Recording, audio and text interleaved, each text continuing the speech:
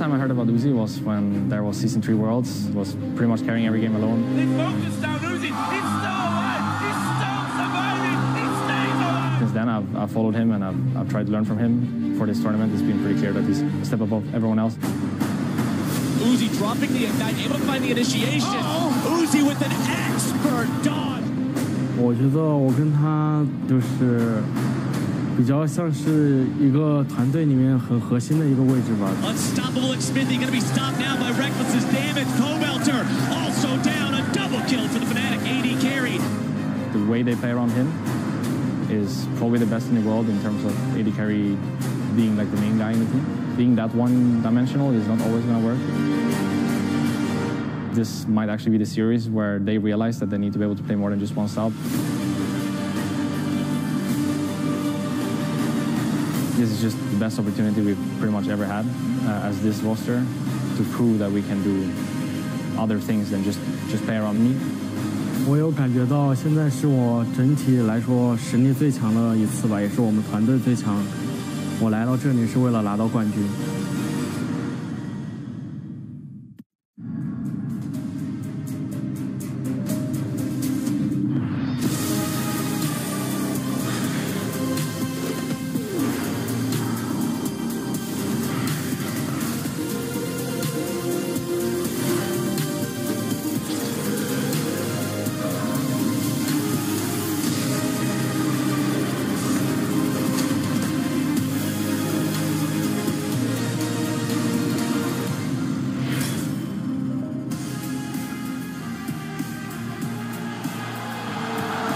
Welcome to the Zenith Arena, live from Paris, France, home of one of the most legendary crowds esports has ever known.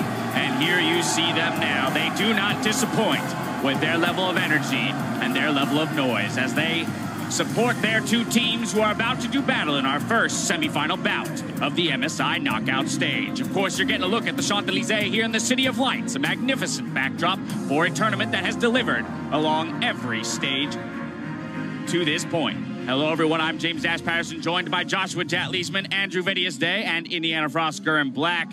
I've only gotten to experience the Parisian crowd through my own headset back in Los Angeles. Jat, you've been here before. Is it already measuring up to everything it's ever been? It's something else. We were here in 2014. They're just as passionate here today, and I can't wait for this weekend.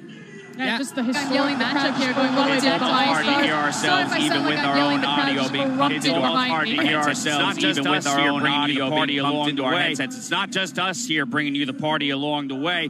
We also have our 15 other broadcast teams on standby to bring the show to fans across the world. Here you see them now, a truly global event.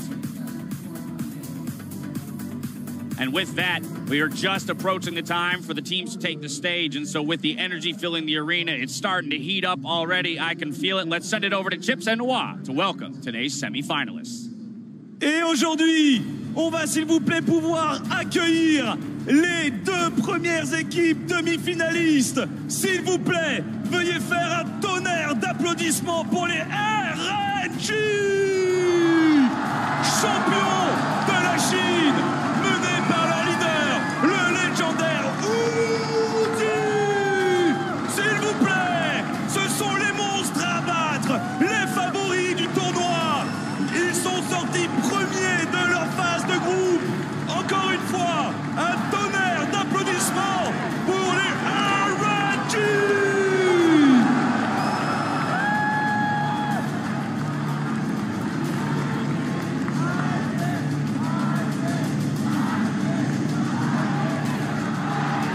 Sur la top lane, let's meet.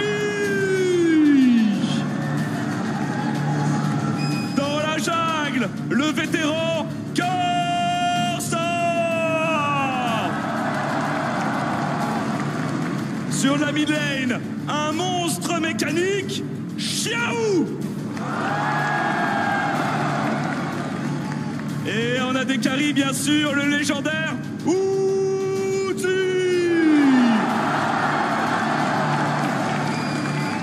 Et afin de le soutenir, Ming. Ils seront accompagnés, bien entendu, de leur coach, Hurt. la jungle en remplaçant le très agressif MLXG. S'il vous plaît, une fois de plus, applaudissons tous ensemble les RNG.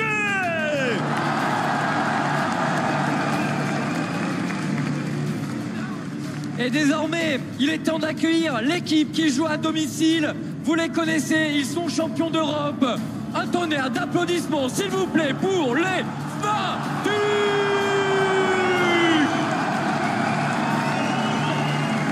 6 fois champions d'Europe. Ils sont sortis des group stage suite à un tie-break décisif face au team QUYYN. Ils viennent de nouveau à Paris, devant vous, défendre les couleurs européennes. Une nouvelle fois, tandis qu'ils montent sur la scène. Du bruit, s'il vous plaît, pour les Fnatic.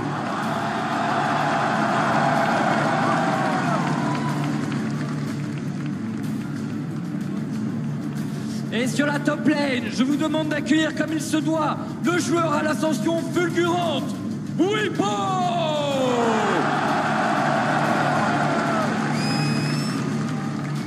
Dans la jungle, le viking danois, du bruit pour Broxa.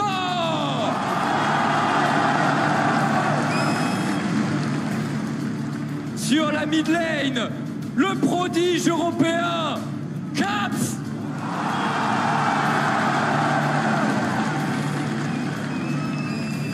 Au poste d'Anekari, le capitaine de l'équipe et icône de l'Europe, RNG.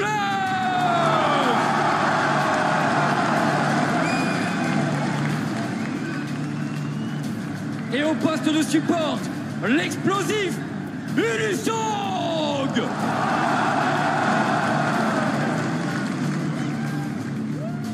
Et bien entendu, pour les accompagner, leur coach, Dylan Falco.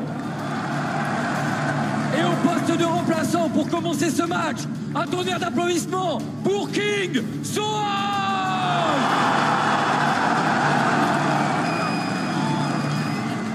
S'il vous plaît, mesdames et messieurs, une dernière salle d'applaudissements pour le Fnatic.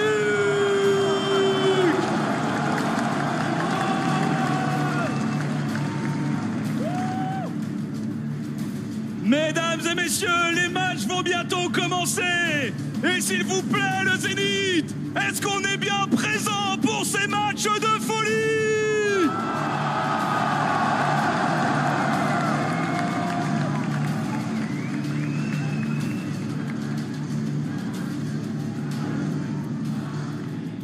No shortage of fans for that #1 seeded RNG, but they're staring down the barrel of a home crowd for the 4th seeded Fnatic. It is heating up in here and heating up fast. We do say the home crowd Fnatic, but there are a lot of RNG fans who traveled here. There's a lot of signs in the crowd supporting that team, so a good showing from them too. All we know is it's going to be loud and we're going to have some great League of Legends today. I can't wait to lose my voice, ladies and gentlemen. Today's competitors earned a spot in the Final Four after a group stage full of shocking results. And I feel like the biggest surprise really was how hot and fast the Flash Wolves came flying out of the gate. No one expected anything from this LMS squad, and they delivered, seated in our second semifinal tomorrow. Yeah, also the fact that RNG and Flash Wolves are above KingZone in the standings was a huge surprise because people were expecting total domination from those LCK champions. Now for Fnatic, many expected them to be sitting at the top 4, but the road in which they got here was definitely a struggle. Many up and down performances. Eventually they secured the 4th place spot, but it was a back and forth series up against Team Liquid. And finally, RNG, the favorites coming into today's semifinal, had a bit of a slow start, arrived late at the tournament, but really ramped up, which is why they are so respected today. And both of our teams that are on stage today had to fight through a tiebreaker to get the seed that they earned, which resulted, of course, in this bracket where RNG's first place finish earned them the choice of opponent in today's semifinal match, where they elected to face Fnatic. Yeah, no surprises there, seeing as Fnatic was 4 and 6 and needed to play the tiebreaker. They definitely weren't going to be selecting KingZone, who, even though they showed a little bit of vulnerability during the group stage, you don't want to face them in the semifinals regardless. I mean, the reality is when you're looking at KingZone, Korean teams in a best of 5 are always scary to go up against, so I think it makes a lot of sense that RNG would want to avoid that. I know a couple of fans were expecting them to perhaps go for the slightly tougher opponent, but we'll see how they stack up again here today. All right, so once again, we introduce an EU representative versus a team from the LPL and what is turning out to be a rivalry of its own at international events. Now, that said, I've got some good news and I've got some bad news for European fans. The bad news is that the historical matchup between the EU LCS and the LPL is currently 15-28. It is not great, but most of that damage has been done in group stages. When it comes to best of series, it's technically 2 versus 2 with it completely tied. And a year ago at MSI, it was G2, EU versus LPL, and they took them down 3-1. Worlds was a bit of a different story. This is clips from the quarterfinals at the World Championship, where even though Fnatic had just won a tiebreaker to make it into the best of 5, they lost 3-1. And Caps did mention that this battle today would be a rematch from that quarterfinal matchup, and I think that both teams have evolved a lot since then. We've got some of the young players gaining more experience. They've gone through their own trials and tribulations, and now we get to see the development of that growth today. That's the big thing here. While it is a rematch between the orgs, we have to consider the growth and evolution of these two squads from that World's quarterfinal matchup through the group stage to this point today. And frankly, Fnatic have kind of gone through a rebuild a little bit. Yes, it's been up and down, but they were so dominant in their home domestic region. When they came in, it was just a question of, can this Fnatic that had domestic superstars show up on an international stage? And as far as Caps is concerned, absolutely. Yeah, also keep in mind that they're playing with QUYYN despite playing most of the season with SOAS. A lot really did change for Fnatic in this group stage when compared to the Fnatic that was so dominant in the European LCS regular season. And going up against RNG, it's going to be a tough opponent considering when you consider the first half of the groups, RNG went 2-3. Second half of the groups, 6-0. This team took a while to understand the meta and to find their form, but my God, have they found their form. And it's really Uzi that is leading the charge right there. He said, this is the strongest that I have ever been. He is the king of ADCs, and we are sitting in an ADC meta. And they're putting an unbelievable amount of resources towards him, letting him take jungle camps, letting him take multiple lanes of free farm in the mid game so he can power up to these absurd points and really start carrying games. The question for me is if the rest of his team, like Xiaohu in particular, can stand up to the explosive nature of Caps. Well, the paths that both of these teams took to get here had a lot to do with who was doing the heavy lifting throughout the group stage. Yeah, we just talked about those insane numbers from Uzi. Yeah, they're pretty much giant. Reckless as well has been slumping, so it is really looking like a large mismatch on paper based on how many resources the teams are willing to put into them and also their output after they get gold. It's actually terrifying how much work Uzi is able to do for his team. I think it is very easy right now to call him the best AD carry in the world, and for Reckless, who, as you identified, has been struggling, he's going to have to overcome a lot because he has a huge sense of pride for his fans, and to disappoint them would be a big burden on him throughout this series. And of course, the question was on Reckless's effective champion pool. We know that he can play the Sivir, we know that he's brought out the Jhin, but we want more of that Xayah that he showed to really break the tiebreaker between North America and Europe. Well, if we're looking at an advantage for RNG in the bot lane, I want to turn our attention to the mid lane as well. Xiaohu versus Caps. Caps coming up big for Fnatic throughout this tournament. Caps has been such an impressive performer, especially when you consider what he was back at Worlds to what he is now. The growth that he's made in such a short amount of time to become one of the big carries for Fnatic is such a big deal for the young player. And meanwhile, this is not the Xiaohu of MSI's past when he's getting these solo kills on Faker. Xiaohu has slowed down. Domestically, he was very inconsistent, started to warm up for playoffs, but really he's just playing fully into the Uzi strategy, making RNG a very binary team. Yeah, and these are potentially two players that have struggled with consistency. Even though Caps has looked amazing, he has a frighteningly high death total, both in team fights, but also in isolated situations. There is a cost to all of the aggression he's putting out in lane. Well, there's going to be a ton of pressure on all four of these players today to dish out the damage, to carry their teams rather through the team fights. But now it's about that time when I want to turn my attention to you guys, put you on this spot. Here on our first semifinal of the tournament, I want to know who's going to run away with it and return on Sunday to go for the title. Jack, we're starting with you this time around. Dash, back in November, this was a 3-1 series for RNG, and the teams have definitely changed from then. Caps has stepped up his game, and I think RNG has more heavily committed towards Uzi. But just looking at their performance in the group stage, I think Fnatic can jump out to an early lead, can take a game off of RNG, but the team fighting and the skill of Uzi, I think, will get them another 3-1 victory. Our RNG 3-1, Bettius, what are you thinking? Listen, Europe, things are not looking good for us right now. I think there is a clear way in which Fnatic could win this series, especially through Caps, but they're not going to do it today. I believe RNG will take the 3-1, and I think, unfortunately, Fnatic will need to surprise me if they want to take this series. Another 3-1 here, Frost. What do you got? I'm going to mix it up, and I'm going to say a 3-0. I think that Uzi has all of the momentum behind him. He wanted 2 championships. He's already got his LPL title, and you heard it in the opening tease. He wants that MSI title, and the only way he's going to stand up to Flash Wolves or Kingzone is if he 3-0s Fnatic today. Now, something that we haven't talked about too much is the fact that Karsa is starting. You saw it there when the teams were announced as they lined up on the stage. And so, again, in the developing picture of how these teams interact, does that jungle matchup change the way you view this series here, starting with Karsa? I actually think this is a bit of a strategy around the level 1s. Not necessarily that RNG have a plan for game 1, level 1, but they might suspect that the enemy team does. It's been kind of the nature, the blueprint of this tournament. And so if MLXG, who is known for his very bizarre, aggressive, and creative pathing, is just sitting back and studying what Fnatic are doing, it could give them an edge later on in the series. All right, well, there you have it. It's time to send it over to the casters to bring us into our first semifinal bout. Enjoy.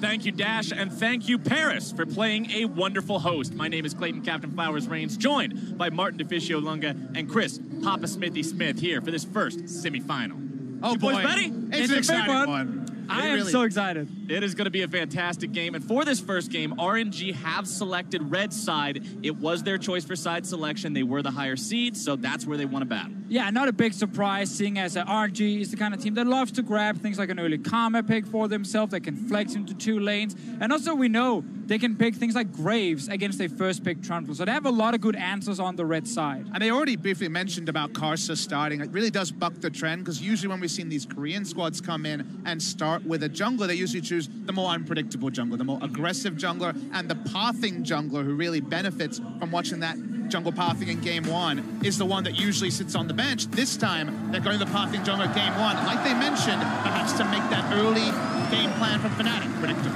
Well, we're already into picks and bans, and the first ban from Fnatic is almost immediate. The Kai'Sa will not fall into Uzi's hand. Yeah, if we follow the trends of the tournament, then Fnatic will not play Kai'Sa, and they have not shown us Ezreal either, other than 1 single game from Reckless. So there is a chance they will ban that way from Uzi as well. But they could surprise us and change things up with the first picks. Yasuo ban against Cap, well, he's insane on it. And I really like the Karma ban on blue side in particular. RNG have been very good at flexing Karma, so valuable when you have access to the overall last pick. So it makes sense to me that on blue side, you have the ability to ban that Karma. And you can just see Fnatic's overall focus towards Uzi. You ban his Kai'Sa, you pick his Ezreal, and you ban out 2 of the best supporting champions for him to hard carry the game. This is a very big thing. You guys can see the graphic down the bottom of the screen. It changed for Fnatic, and it's a very good change. And it also allows him to hold on to the jungle pick, because we're kind of expecting a certain matchup to come up here. We were thinking first pick Trundle into the Graves. Karsa, one of the best Graves players in the world. But we rush away from that, and the Skarner priority that wasn't there in the group stage is actually jumping right up when we jump into the semis. Yeah, we have to remember that Skarner was the pick that Karsa used a lot back in the LPL. With the Zac as well. With the Zac, where MLXG was not really favoring that one, but with Karsa playing his second game at MSI, he shows it very early. It's all about those kidnappers, being able to put one of your opponents out of position. The opposition, however, to deal with that Skarner, they're going to be locking in the Olaf. That's one of the answers for it, as well as putting Caps back on the Taliyah. And Olaf and Taliyah are this roaming duo that can invade. They can roam to bot lane. They're also very strong at level 1. Olaf up there with Braum as a super strong level 1 champion. So it seems like Fnatic is drafting to our expectations already. Yeah, because one of the big things we looked at for Fnatic in order for them to win this series was the 2v2 around the mid lane needs to be impactful in the early game. You have a strong skirmish jungler, you have a pushing mid, and the Taliyah can roam to the side lanes, which is a good way to shut down Uzi. Very interesting to see the Braum priority go way up. A Hylissang fallback champion. There could be further support bans as well to try and force Hylissang onto the back foot. It also stops them from having the Supreme level 1 of Olaf and Braum, but the priority is noticeably changing for RNG. Very true, but also interesting that RNG are focusing a lot on Whippo up in the top lane. The Camille ban, the GP as well, so some of the carry picks for him. We know that he can play both the tank and the carry style. We famously, of course, saw him play the GP against Team Liquid in the tiebreaker that got Fnatic towards the semifinal, but it is, of course, taken away. Ornn, I like that. Just get rid of it. Yeah, Ornn, the champion with the 3rd highest pick and ban number together. Yeah, pick and ban rate, I should say, among all champions throughout the group stage at MSI. They do want to ban that one away, keep that away from Let Me, as Alistair will be the final ban from RNG. We'll see how Fnatic want to answer this one. One more to go for them, and it will be Zoe kept into the hands of Xiao. And I'm very interested to see where Xiaohu goes against the Taliyah, because traditionally you pick very strong lane bullies against Taliyah. Cassiopeia, I think of as that's already locked in. I think that's mid lane Aurelia. That's a very possible. We were thinking about mid lane Aurelia against Karma, has a very good ability to all in there. This could still be the mid lane Aurelia, like you mentioned. Yeah, it is flex for now, but there is definitely a chance it goes mid lane against Taliyah specifically. We can talk more about the matchup if we see it. I want to see if Hylissang wants the range support or the Tahm Kench. I noticed in his solo queue games, he was practicing Soraka, these kind of picks, even though it's normally not really his playstyle, and looks like he's just going towards the melee support. And Tahm Kench Ezreal, such a safe lane, can rotate as the game goes on, but largely around the safety, of course, very hard to lock down the Ezreal at the best of times. It does mean they can double down around Broxah and Caps, and they're roaming, and no bot lane can be safe. And it looks like Fnatic is seriously thinking about this Pantheon pick right now. But Flowers. I don't know.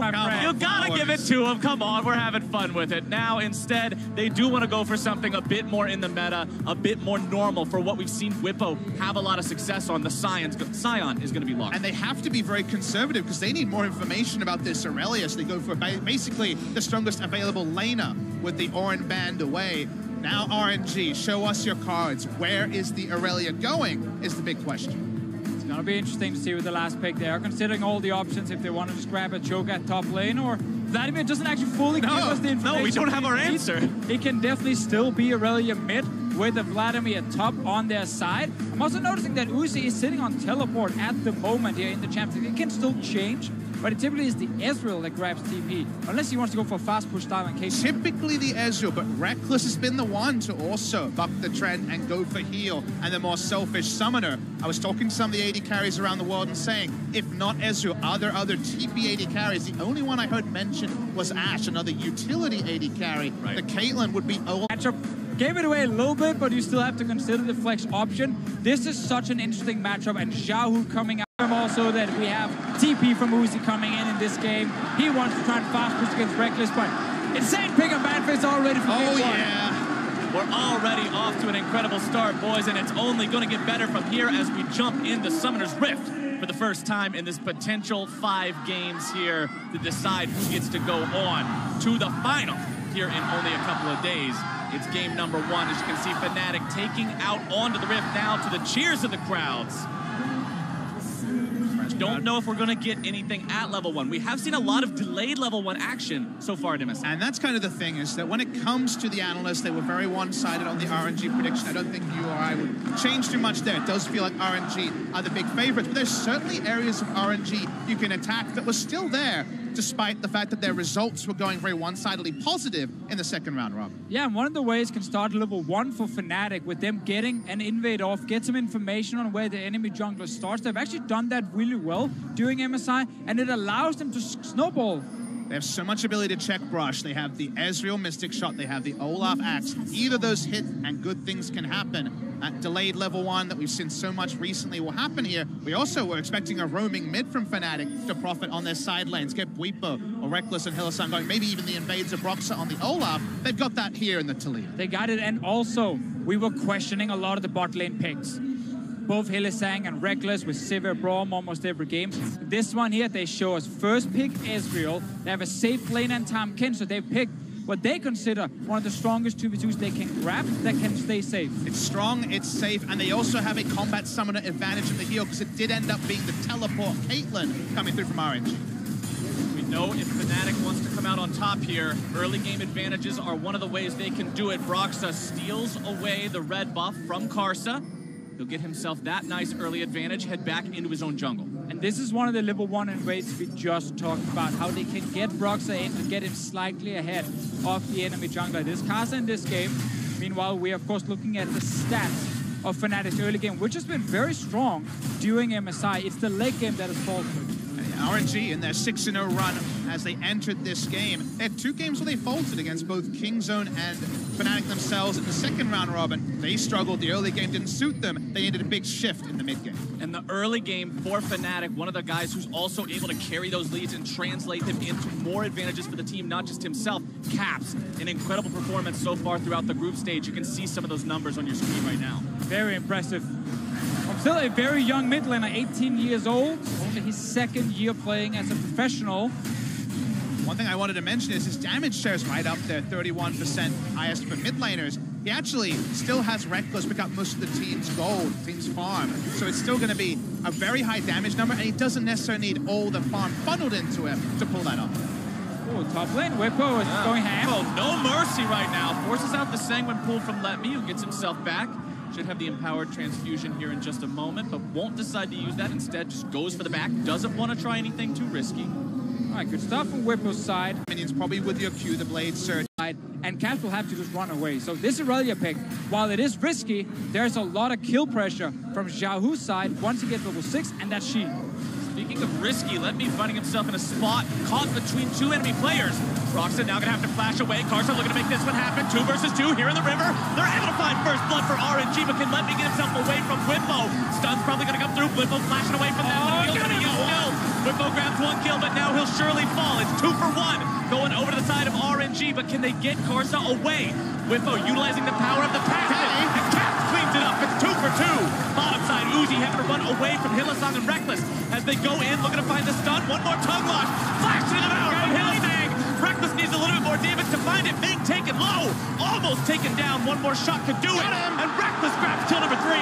The bot lane that lost 2v2 against Uzi and Ming in the group stages just managed to secure a kill against the same dual lane that shot them down so hard. Catharsis for Reckless and Hylissang, and also the crowd here in France. It's a big start, and it started off looking a bit hairy for Fnatic. When we started off this action, it was clear that Irelia would have first rotation. No surprise, the double all-in comes into Broxa. They turn on to Puipo. Caps is going to keep firing out damage, and Fnatic getting the first kill really started the seesaw. And after they kill Whippo here, they know, okay, they have to try and get away from the passive, and that's really a big advantage for a Sion. Even if you technically drop down 2 for 1 early, you can still keep fighting, and then we go down to the bot lane. This is such a huge moment for Hylissang and Reckless, and so important for a best-of-5 series that you start this way in game 1. We were talking about Fnatic early game. We were talking about how they needed to be able to hold their own 2 versus 2 bottom, and how the mid and jungle needed to be a strong 2 versus 2 as well. They just showed us that's what they've done. And when we were thinking about bot lane, we think pick the strongest 2v2 available. That's not Ezreal Tahm Kench. It balances aggression, but it's mostly on the defensive side. So for them to actually get the 2v2 kill, we haven't seen those since the Team Liquid game. The last time that RNG went down in the first round robin when they were hitting the bindings freely onto Ming at the time, and this is a really big piece of momentum for Fnatic. Now Xiaohu hit his level 6. He has a red buff. He completed a Xin. He has all the tools he needs to start playing really aggressive against Caps, and there's no flash on this Talia. Amusingly though, to actually stack up the passive, he probably wants the minion wave on his side so he can Blade Surge in and not take auto attack harass with Summoner Airy the entire time. It's a very fickle timing for when you really get the maximum value out of the all-in disarm, and you want the Skarner there as well. Skarner himself, level 5 at the level 6, soon to follow. Level 6, such a big difference for that Skarner for Karsa in terms of what he can do, what sort of plays he can set up. You can see on the bottom side of the map right now, Uzi and Ming just continuing to push up, utilize the shoving power of the Caitlyn early on to keep Reckless and Hylissang below the turret. Yeah, that TP coming in handy for Uzi. It is really just built for him to just perma push the lane. Caitlyn is a pick we did not see a lot of during the group stage because most of the AD carries agreed it was too slow. Building 3 crit items before you could really carry was just not good enough. But Uzi's trying to make it work by just perma shoving with TP. Some more thoughts on that, but we'll hold them for now. Here comes Karsa. Whippo gets himself away with the ultimate, does manage to get that one going before anyone's able to get in the way and interrupt it. Neither Karsa or Let Me had flash available to try to block that path.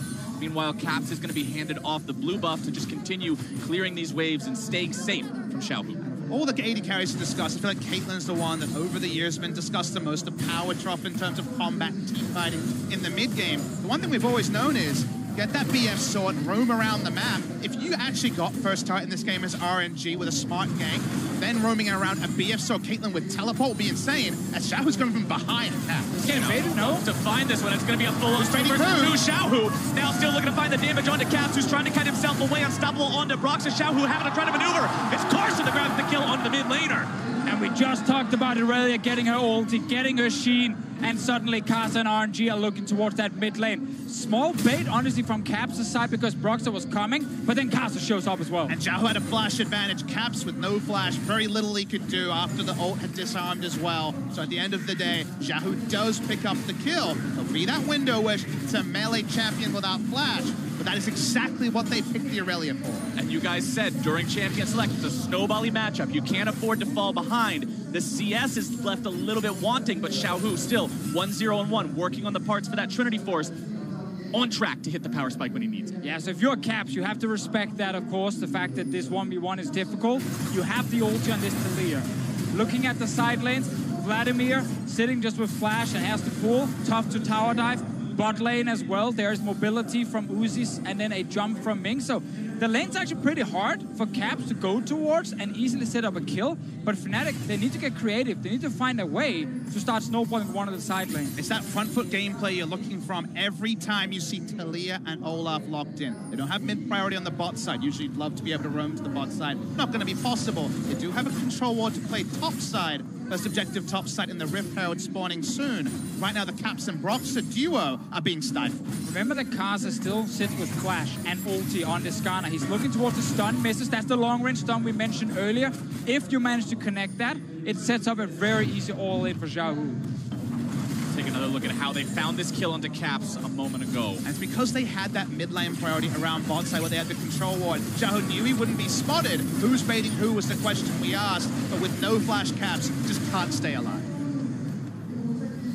Not any way out of that one. Brox unfortunately got himself away. It was not a 2 for 0, but still not the kind of trade that Fnatic wants to be a part of early on in this game. Bottom side again, we're taking a look at here. Very close farm. Everything's pretty much par for the course. And previously you would think that Ezreal in this matchup, remember, was trying to just get an advantage early, use something, get himself going in the mid game before Caitlyn can really become powerful. But now with the double tier build, he scales into the late game as well as RNG are on to the first trade. That is very true. RNG also looking to secure this one. Broxer maybe throw an axe over the wall. Nope, too late for him. Let's see if actually we get a fight around it because Caps here. Bench joining, but Ezreal still in lane. Wants to see if he can find the seismic shove. Does land it. Tongue lashed over the wall, finds its way onto Xiaohu, but that'll be it. To your point before, Captain Flowers, about Ezreal versus Caitlyn, it is, of course, still about the mid game for Reckless. Like, Uzi, as you can see now on a BF sword, well, Reckless already got Sheen and Pickaxe. Like, in a couple of minutes, he's going to be way stronger than Caitlyn, and that's going to be the lane Fnatic should play around. Let's see what happens bot side. Bottom side is Hylissang knocked up into the air. It's a full all-in coming out from RNG. Hylissang will be the sacrificial lamb, so Reckless can escape. Passive stacks up just as Karsa is coming, and have loved where Karsa has been on the map this game. It's been much more about coordinating with his lanes than MLXG. That goes for a bit more of those coin flip plays at time. We return to mid lane, but one thing I also want to raise, the game goes on. Vladimir in a side lane with items, very difficult for anyone to lane against.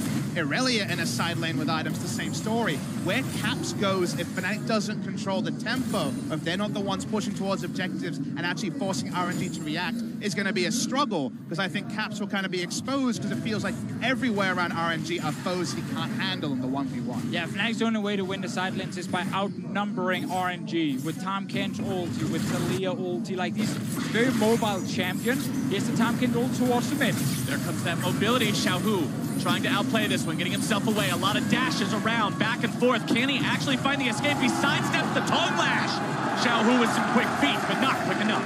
Very fancy. That's what happens with the Irelia and the ability to blade surge again and again. The new side of the newly reworked Irelia. But no escape path there. That's what we mentioned with flash down. 45 seconds of that. Just let me and Weepo, they're just having a tank fight up top. Just a little bit of cheeky back interruption coming out from Let Me there. Doesn't want to allow Weepo to have the back timing that he desires. He'll keep that one interrupted, just go back and forth a little bit. As you can see, Broxer clearing out the Scuttle Crab in the top part of the river, going back to farm up more, but I want to take another look at this play mid. Yeah, this is the most standard play from Fnatic and HyLiSang specifically. He loves to just go from base straight to mid and try and secure a kill. There is no flash from Xiaohu's side, so the moment 3 members show up, he can't get away. Good kill for Fnatic, and this is what we talk about. Use time cancel and Taliyah ult to outnumber RNG. Don't try and beat them 1v1. You don't have to in this game. Fortunately, the outnumbering potential hasn't led to aggressive wards. And I feel like Taliyah Olaf want to know where Skarner is at all points. They know where Skarner is now. He shows in the bot lane. Just wants to pick up another cannon minion towards his quest, as he does have already the Targon's Brace. One thing we should mention is that when that Targon's completed, the extra wards for the Skarner, when they have the teleport AD carry, means that someone like Reckless trying to cut between lanes is going to be spotted by the extra vision only available to RNG. Yeah, you can see their answer to all the mobility of Fnatic. Yep. Highlights. Teleports everywhere. Hey. Mid lane TP, AD carry TP. So when you show up with 3 members, they show up with 3 members. Luckily for Fnatic, they will be there faster, as there's a 4.5 second, of course, challenge time on TP, but that's a small window. Top side, you can see QUYYN giving Letme a pretty hard time here, preventing him from getting back to the lane as quickly as he wants to. QUYYN sitting in a good spot so far, has the Abyssal Mask completed, so he'll be magnifying some of that damage, not only for his own roar, but also for all of that DPS that Caps will look to bring in these mid-game fights. See if RNG can collapse here onto Fnatic. They have Karsa waiting. Wants to come around, looking to find this one. Flash into the pole, still looking to set something up. You're going to see HyLiSang coming in with the Tom Kenchel potentially here as well. Xiaohu able to find the kill onto Cap. Bottom side is 2 versus 2 as HyLiSang falls. Now you've got the TP in from Letme as well. Broxer looking to finish off the kill onto Xiaohu. Instead going to be stunned up and nearly brought down before he can find that kill, but he does grab one onto Xiaohu. It's Karsa who gets the kill back onto Broxer, while bottom side, it's still a 1 for 0. Going the way to RNG. Ended up a 3 for 1 overall. HyLiSang was trying to get there and help his mid laner, interrupted on the Abyssal Voyage, and then collapsed upon. That first turret does go the way of the teleport. Caitlyn, this is worrying times for Fnatic. And you can see on your screen right there, RNG, when they get bot first tower, a 4 wins, 0 loss record at MSI. Yeah, it's suddenly looking pretty rough here for Fnatic after that skirmish. It was fairly even before the play, but let's see it again. Karsa's kept this flash ult for so long in the game. And Fnatic have never known where Karsa was on the map because they haven't had the deep vision. You'll notice on the bot side, that's the interruption that was lost in all of the disarray. HyLiSang going down, outnumbering everywhere, and this is without even the teleports being tested. And we just see that game plan from RNG with the Irelia plus Skarner, in case there's something like a blind big Taliyah from Caps. They had it ready. They instant locked it in the second phase when they could. And that's been a big pick for Xiaohu in the mid lane. But of course, Karsa is the one who's controlling the early game. Karsa 2-1 and 4 on this Skarner. 6 out of 7 kill participation. He's been doing a very, very good job so far for RNG, setting up these plays and facilitating the kills, getting where they need to go. We'll see now if Fnatic can make their collapse onto the top side. It's Meng who's caught out. 4-man collapse here should spell his doom as Reckless cashes in on there. Outnumber RNG, they're trying again. Meanwhile, Uzi now found himself in a really bad spot as Caps cleans it up and grabs another one for the European. And Fnatic needed a moment like that where they were the ones ahead of the play. Very nice roam coming in from QUYYN. Ming had no flash. He was going to go down as well. But Taliyah catching Uzi in transition. His teleport is down. Uzi's going to take a long time to get back out on the map. And in the meantime, Ezreal gets re-farmed top lane, and Karsa, he's just trying to find objectives where he knows Fnatic is not. Fnatic top side means Drake should be free on the bottom side, but Fnatic will be happy to get some of this global gold into their pockets, taking down that top lane tier 1 turret, tying the gold lead up, as Xiaohu and Karsa do have this second Drake for free. Cloud Drake needs more movement speed, and the rest of the team can now reassemble in the mid lane, but Fnatic, with Rift Herald under their belts, may be able to use this to set up the next play. Oh, we might get something around the mid lane this game. So much action. Karsa looking to find some kind of a pull here. We'll see what he can get, but it doesn't look like much of anything. The flash away from HyLiSang. And HyLiSang does have the QSS super early into the game, not even a boost too, for the roaming phase to allow him to be the more tasty one. But Karsa could not get access to his buddy. And I really like the early purchase of the QSS from HyLiSang, making sure that if anybody else gets pulled by the Skarner, you devour them, you save them. If you get pulled by the Skarner, you pop the QSS, you're out. I think this graphic here is very important for this specific game. Actually, we can look at it after the replay. It is just everyone going top lane. And it's a out-rotation, but there's a reason why I want to speak right now, and it's because the timing for this guys, was so narrow. We're closer and closer to the time where the early Targon Spray Skarner can put down wards, can make these sort of plays very obvious and know about it very early and avert them. There's that narrow time until the quest is cashed in. So very nice for Fnatic to execute when they could. And this game right here, the CS difference between Reckless and Uzi at 15 minutes was more or less nothing. There were like 2 or 3 CS in Uzi's favor. Reckless and Hylissang, they managed to get a kill in their lane. It's been a much better game for Fnatic's bottom lane, and that is important to highlight compared to what has happened earlier. Fnatic now pushed down the mid lane. Look at the siege up against that tier 1. Now they're going to be collapsed on RNG, trying to make a play, but Karsa's going to drop first. Unstoppable Olaf falls down next. 1 for 1 so far. Xiaohu looking to push this even further, able to grab the kill on the enemy support. QUYYN tries to get himself out. Reckless still going to be firing, but Fnatic have lost the fight. And Aurelia and specifically Vladimir got access to the back line. So much damage from the Hemo Plague, and Xiaohu diving in. It's a 2 for 1. Doesn't look like it's going to translate into objective, though, just yet. Oh, it's so hard for Fnatic to peel here. They only have the Tahm Kench, and he can save 1 member for the start of the fight, but everyone else can't really assist when there are so many champions from RNG rushing at the squishy backline. Broxah tried his best, but that's why he went down first. But my excitement is in the first 20 minutes, it has felt like a boxing match where one team's made a jab and then the other team has had a counter jab. It hasn't been just one team monopolizing momentum. As we start this fight, it's looking like it's going to be very even, but Letme gets easy backline access, and that's when it gets good for RNG. And Uzi's free hitting the entire fight as well, because all the focus is on trying to stop a Vladimir or an Aurelia. This is exactly why we mentioned Xiaohu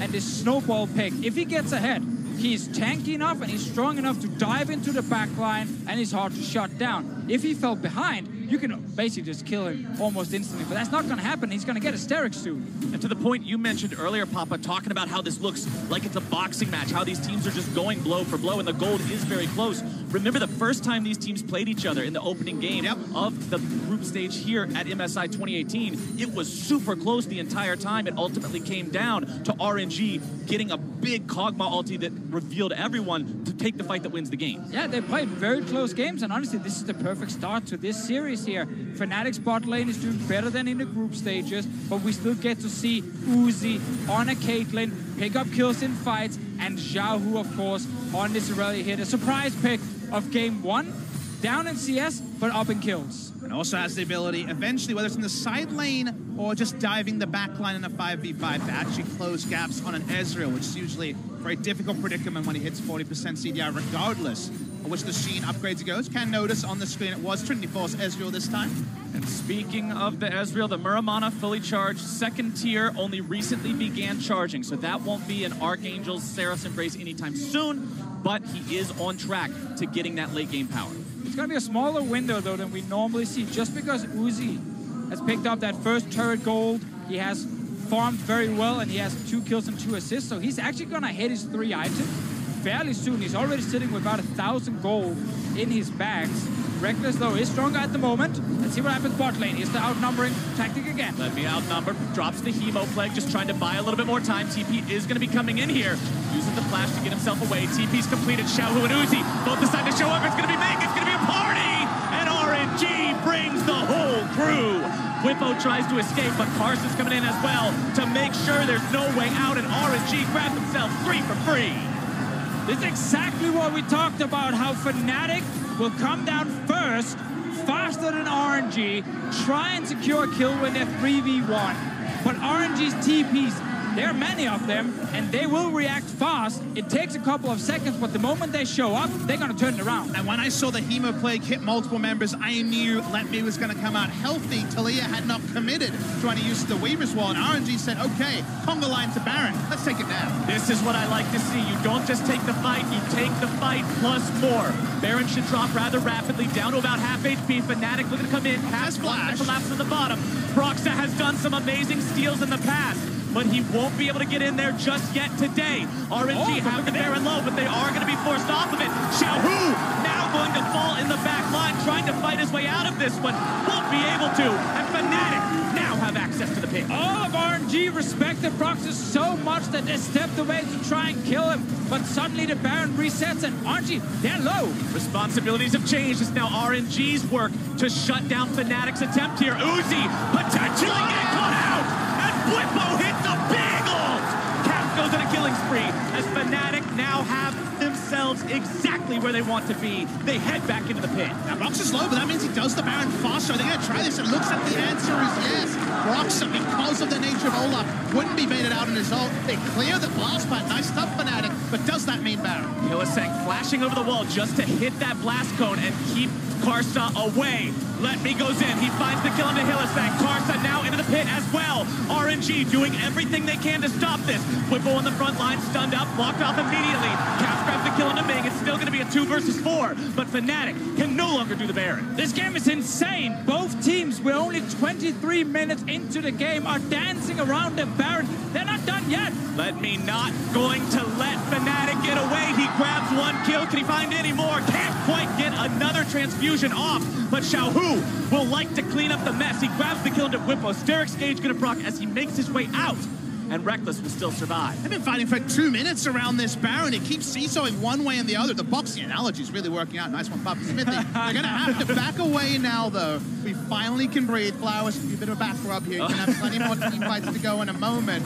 Every time Xiaohu comes in, there's some creeping dread, but this time it's Xiaohu in trouble. Not even just a moment, mere seconds before another fight breaks out. Xiaohu collapsed upon by a couple different members of Fnatic here. Hylissang stunned up Xiaohu, trying to get himself away. Expertly dodging around, but only so long before he does fall to Caps. All right, Reckless gets an Infernal Drake and a secure kill on Xiaohu. What's happening in this game is that there are so many abilities that allows you to jump around the map a lot faster than we normally see. Name a couple of them, Division. Okay, we got Talia ult, we got Tamkenshul, we got TPs on our side. Sion ult. There's so many ways to force these engages, and teams are not reacting fast enough to what's actually happening, and they're forced to just take the fight. This is after RNG stepped away from Baron. Fnatic gets to engage. And just the seminal moment of Uzi was for once left all alone. He had no way to get out that time, no exit plan. Uzi survived for the greater cause. Take a deep breath, we look at the gold. It's basically even at 25 minutes. All those analysts are suddenly now sweating because this game's right up in the air. And we talk about how close the gold is. I want to look at the gold right now specifically on the AD carries, these players that these teams so often play so much around. You can see both of those tier items now completed, although the second one isn't fully evolved yet into the Seraph's Embrace on the side of Reckless, while Uzi has hit that 3 big crit item spike that we always talk about with Caitlyn. And if you're going to ask me, these two guys run each other 5v5 with, say, 4 or 5 items, I do favor RNG. I think they're the easier execution, but those points don't matter if a Baron goes down. It's going down fast. Why run at each other when you can run towards the objective? Fnatic start this one up. They get it very low, down to about 3K. RNG will force them off. Oh, I think Fnatic maybe could have tried to just finish it. Kaza had no flash to get into the pit easily, but just by him showing up, all of Fnatic, they step away. They don't want to risk a steal. They have to go very defensive. That means they give up position. The mid lane turret goes down much later than expected at 26 minutes. Small nose ahead for RNG. This is kind of what we were looking at, though, in this matchup, how Fnatic, early and mid game, can definitely match RNG. They can definitely force plays that can get them ahead. The question is, can they play the late game against Uzi and RNG? And that's kind of the issue, is that 5v5, again, you're just looking at the champions, you heavily favor RNG on that particular side. The Vladimir, if he gets the Emo Plague off, the safety of Uzi on the Caitlyn, and then just Xiaohu getting fairly unkillable and still doing relevant damage. Probably giving Guardian Angel next. Right. The 3-item build here. That's the part where it falls apart for Fnatic, because I like Talia in an extended fight when she's chasing, when she's sieging, but in a 5v5, she's outclassed. Right now, Fnatic have done a good job keeping this game very close. Again, I want to harken back to the first time these two teams played each other. It was so close for so long, and it all came down to that one decisive moment, that final fight. And we may just be staring down the barrel of yet another game like that, as every time one team gets something, the other immediately responds, and I think it's going to have to come down to who makes the bigger play around this Baron. Exactly. Like, I'll take 5 more games like this, where there's so many globals and so many fights happening where teams need to react instantly. We can bring up a couple of new play-by-play guys if we need more team fighting. If you run out of steam at some point, we got to come on, I got you. I got you. We got this. 5, 6, 7. It don't matter how many games. We'll get through it. But Fnatic and RNG both putting everything out there already just in game number 1 so far here. Fnatic with control over the mid lane right now. Want to get that one pushed out. As you can see, RNG just playing the side lanes a bit. Fnatic's best ability right now is the Weaver's Wall under a turret and trying to take an objective, but hold that, boy. Can't get himself away. Let me coming in from the flank. That's going to be big onto the back line as Reckless tries to get himself away. Going to be taken down before he can as Proxen tries to get some revenge. Let me take it incredibly low. He gets a double kill before he falls, but that is RNG's fight. Whippo shot to pieces by Uzi in the back line, and it's 4 versus 2, favoring RNG. And we just talked about the 5 versus 5. We talked about how Fnatic needs to show us they can still win later on in the game, and we get a big team fight with this Vladimir hiding in the flanks, taking down Reckless. And I was going to say, Weaver's Wall behind an objective, take the siege, but make sure you look at your flanks. The flanks were very relevant, very early. Let me get in the back. You know it only goes one way. Reckless didn't get to play a lot of League of Legends. He was just dead. No, Reckless had no chance to do anything there. Not with the Shirelia's Reverie plus the death cap damage. The Vladimir just ran wild in this fight. So Let Me right now sitting without teleport. Where's Let Me should be the question every moment asked by Fnatic. And they don't know. They don't know right now. When he goes in, hiliSang's only way to try and save his carry is actually to devour him before he gets hit by this ult here from Let Me, before Reckless then tries to jump away to stay alive, because it will deal damage even in the belly of a Tahm Kench. It's so hard to criticize your tunnel vision on who's in front of you. We saw Bwipo clearing a control ward, but it never spotted the Vladimir. He was looking forward. Vladimir from the backside. Good luck, goodbye. RNG now stand with Baron buffs all over the place. They got themselves a 4,000 gold lead, and Cap may have been caught out. Now that is a huge pick for RNG, and the push will mount itself in earnest now. Get another pick here. Caps could not stay alive. No QSS on his side. Not sure if he would have survived with it. But in the end, it's RNG with another one, and they can push into this turret here. Uzi's also getting very fed. And then you have a one-man siege machine in a 3.5 item Caitlyn. There is no real attempt to initiate here, but they need Caps to make something happen. This should be inhibitor, RNG. RNG can brute force this one down rather effectively. Trap line being set up as well just to discourage any possible ideas that Fnatic may have of trying to fight back against this. One more auto attack does it, as now RNG can fall back, do whatever they like, really. Still 10 seconds left before Caps is back in the picture. There's no way for Fnatic to suddenly TP in behind them or appear and surprise RNG. So at this point here, Fnatic needs the perfect engage to their team fight. It's just very difficult when you have a Sion rushing in, but your Taliyah and Ezreal actually don't want to reach the back line. No. They want to kill whoever is in front of them, and the peeling is just the Tahm Kench Devour against so many champions that can reach Caps and Reckless. The only 5v5 that looks like a Fnatic 1-1 is if there's a huge fight, all the summoners are down, and the Weaver as well is actually able to cut members off. Like you say, Deficio, given that Taliyah and Ezreal can really only hit the first target, Let Me's going to be somewhere. Skarn is going for another flank. Hell, Irelia might be from behind. That's the issue, is that working with all those variables, nigh on impossible. There's also a chance, though, if Fnatic knows exactly where the flank is coming from, that they can actually kite back. Pulled off of the wall! An awesome collapse from RNG. Right in the face of Caps, and he's not going anywhere. And that was the chilling smite from range to actually pull him off the wall. The Impale after that one. Caps gone for damage. He was the one with all the gold. Sadly, the QSS, I think that time again, wouldn't have got him out. Nice play by Carson. And even when we were talking about Caps and his performance on this team and how he's done so well for Fnatic at MSI so far, one of the criticisms we had was the fact that he gives up a lot of deaths, either isolated or in team fights, and the past 2 deaths have been critical losses for Fnatic. That's why this game has really highlighted how Fnatic has played during this group stage. We see a lot of focus on getting early advantage to big plays, like this one. Oh, hiliSang wanting to collapse on this one. Uzi into the front line, gonna be caught off, gonna be picked off! And he is out of the picture. This may be exactly what Fnatic needs. A double kill for Proxen, but Xiaohu's onto the back already. Grabbing the kill onto Reckless. Caps respawns as hiliSang tries to flash over the wall to keep himself alive. Xiaohu taken very low. Whippo tries to channel the decimating smash, can't quite find it. But now with Caps back alive, RNG has to head for the hills. They will be able to pick up hiliSang on their way out. No way for that Kinch to escape the bench. Goodbye, sir, as Xiaohu picks up the money for it. Fnatic shouldn't grab anything else here. See the power of that late game Aurelia. She can single out one. She can get backline access. She may not have AoE like the Vladimir, but she's doing the job at killing Reckless. So Reckless can't kite around like we saw Prey and some of our great Ezreal players in the group stage. Caps respawns and walks up. Suddenly the goal leaders ballooned. It was so even 5 or 6 minutes ago, but now it feels like it's RNG's game to lose. See it engage again. It's Cyan ult combined with Hylissang. It's a pinch between the two. It's a great engage from Fnatic, also knowing that Aurelia and Vladimir are not there when the fight starts, but this is the problem. Once they get into the back line, you can't stay alive. No. Xiaohu doesn't even end up losing the Guardian Angel here. Diving behind the entire enemy team, taking out the AD carry, and escaping with his life. Against an Irelia like that, against a Vlad like what Letme's got this game, Reckless's job is very, very tough. Fnatic were able, in the mid-game, to still find kills. The kills on top side I will not remember from smart moves. They knew how to use their comp early. We've outlined it a couple of times as a casting team.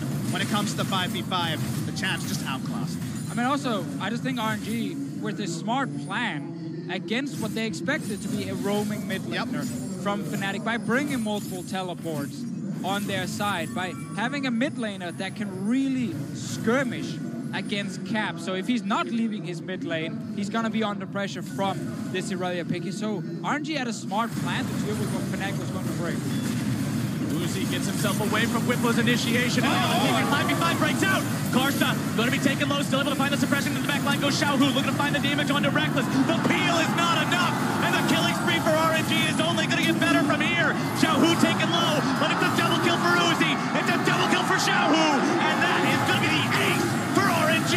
That'll be game one as well. That time there was even the Ceres shield, but nothing can stop the Aurelia from killing Reckless. That's all it's going to be about, and RNG going to win game one.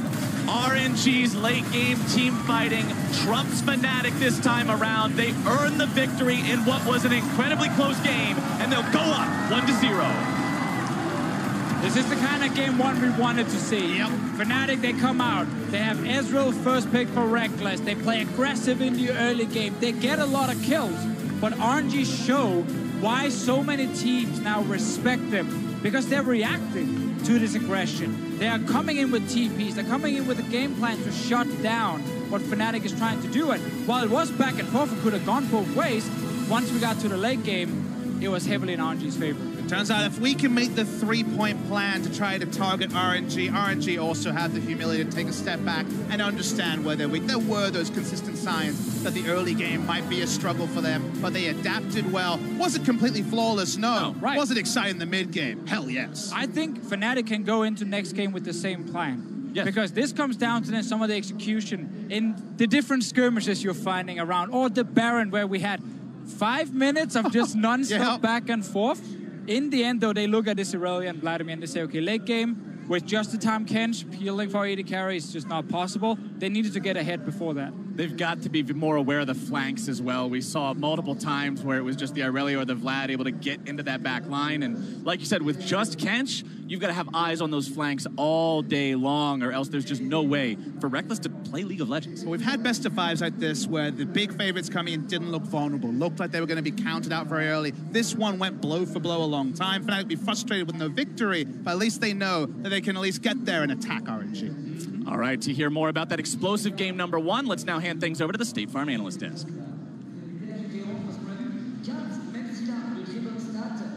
Thank you very much, Flowers. Real quick, everybody, give me one of these.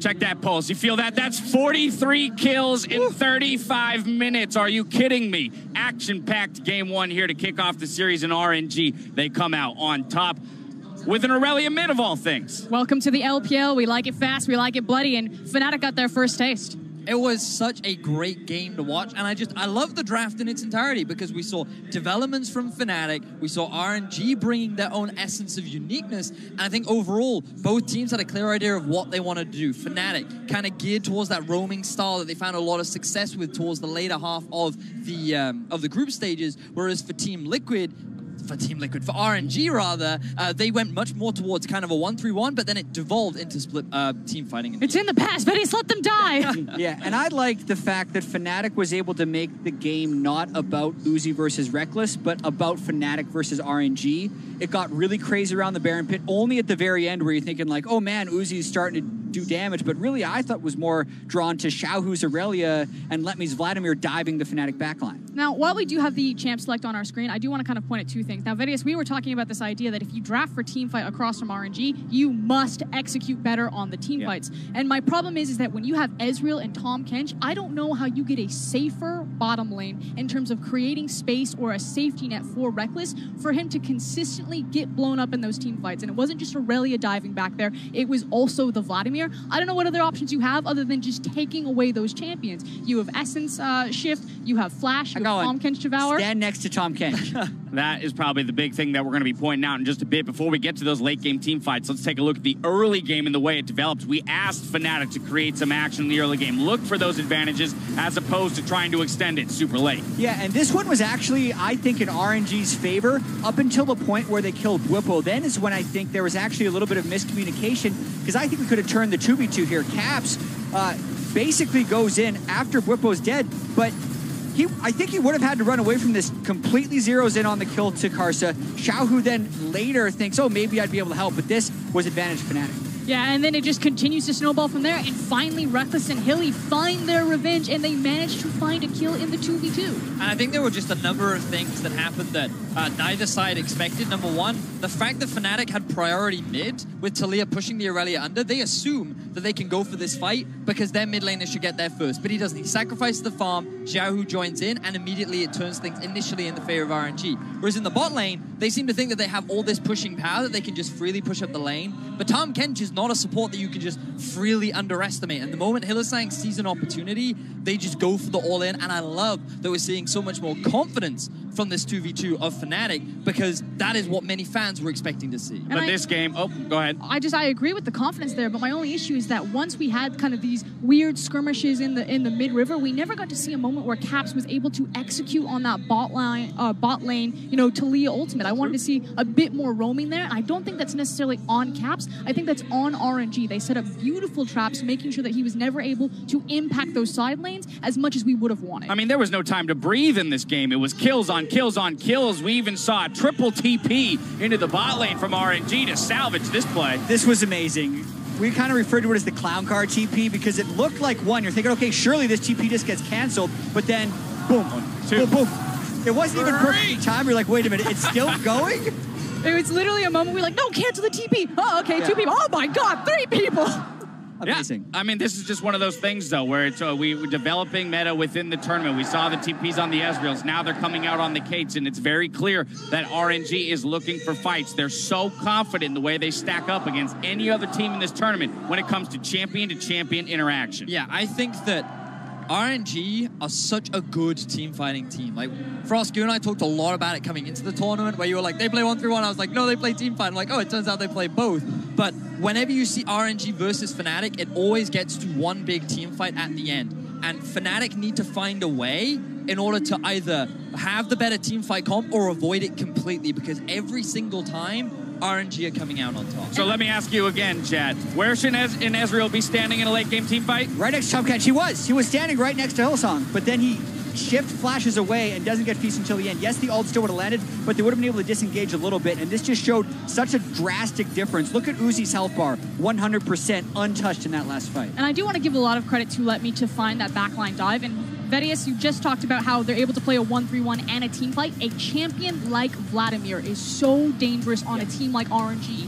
Not just because they can flex it, but he can play the side lane, he amplifies the damage into the team fights, and I don't know if Fnatic have an answer to it rather than just banning it or grabbing it from Whippo. Now, the gold differential at the end of the game makes this look like a stomp, but you could see it on the gold graph there. It was an explosion of gold, an infusion of gold over to RNG following that team fight, a Baron, and a couple more to follow. It was really close up to that point. Yeah, and I think if Fnatic can have a positive takeaway from this, it's that they were still pushing the tempo on RNG and they were putting themselves in a position to win. The worry is They have done that 3 times against RNG now, going back to the group stage, and lost 0 of them. So they can't become self-defeatist about this, and they have to just figure out how to execute a little bit better in team fights. And this kind of comes back to what we were discussing earlier on, right?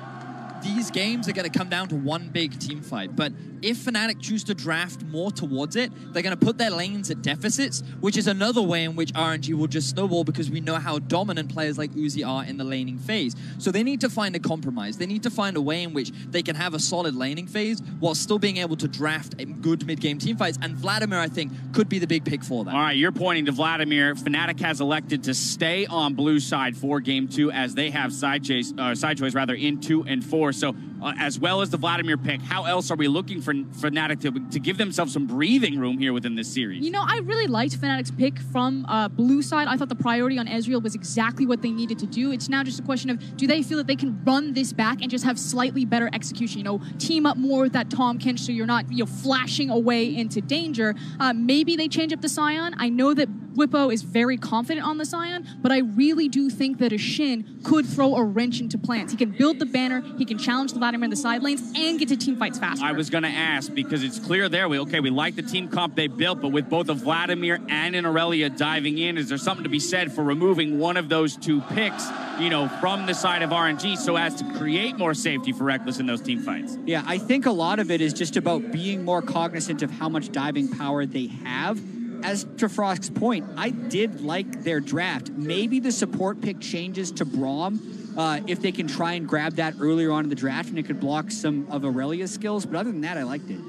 For me, I think there are 2 main things that Fnatic just have to recognize coming into game 2. Number 1, find this kind of compromise in terms of the draft. But number 2, like you touched on it, this flanking and ability to dive as well. Like we heard the casters talking about it, and I just think that the ability for Letme and Xiaohu to constantly find this pincer attack movement in every single fight is something that Fnatic have to be way more aware of, especially seeing as this is the 3rd time that it has happened against them now. With this game as an example, does Fnatic want this many kills in that little time? In terms of the overall combined kills per minute, is that the style of game that Fnatic wants to be playing in this best of 5? Absolutely. You do not want to take RNG, a slow, steady game where you just snowball up into 25, 30 minutes team fights, because as the other 2 have been saying, they keep running into this brick wall that is RNG's team fighting. Get an advantage. Don't fight them on fair fight. Use caps, especially on early playmaking champions like the Talia, and just try to break it earlier. Looking for the same number of skirmishes, but for a few more to fall in their favor. Game 1 of Fnatic versus RNG has certainly delivered. Don't worry, game 2 of the series is coming up after the break.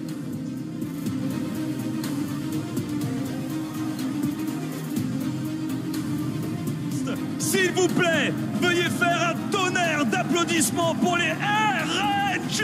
Flash away, Carson looking to make this one happen. 2 versus 2 here in the river. They're able to find first blood for RNG, but can Letme get himself away from QUYYN.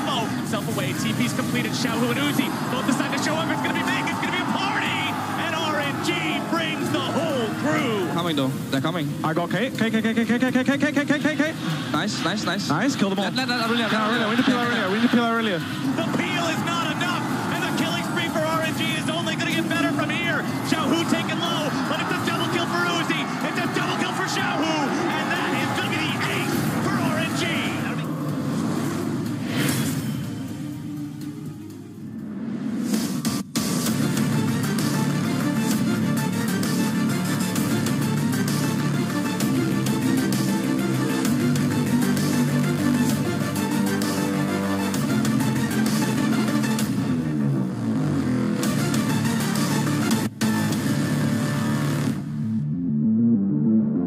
Predator, proud partner and official monitor provider.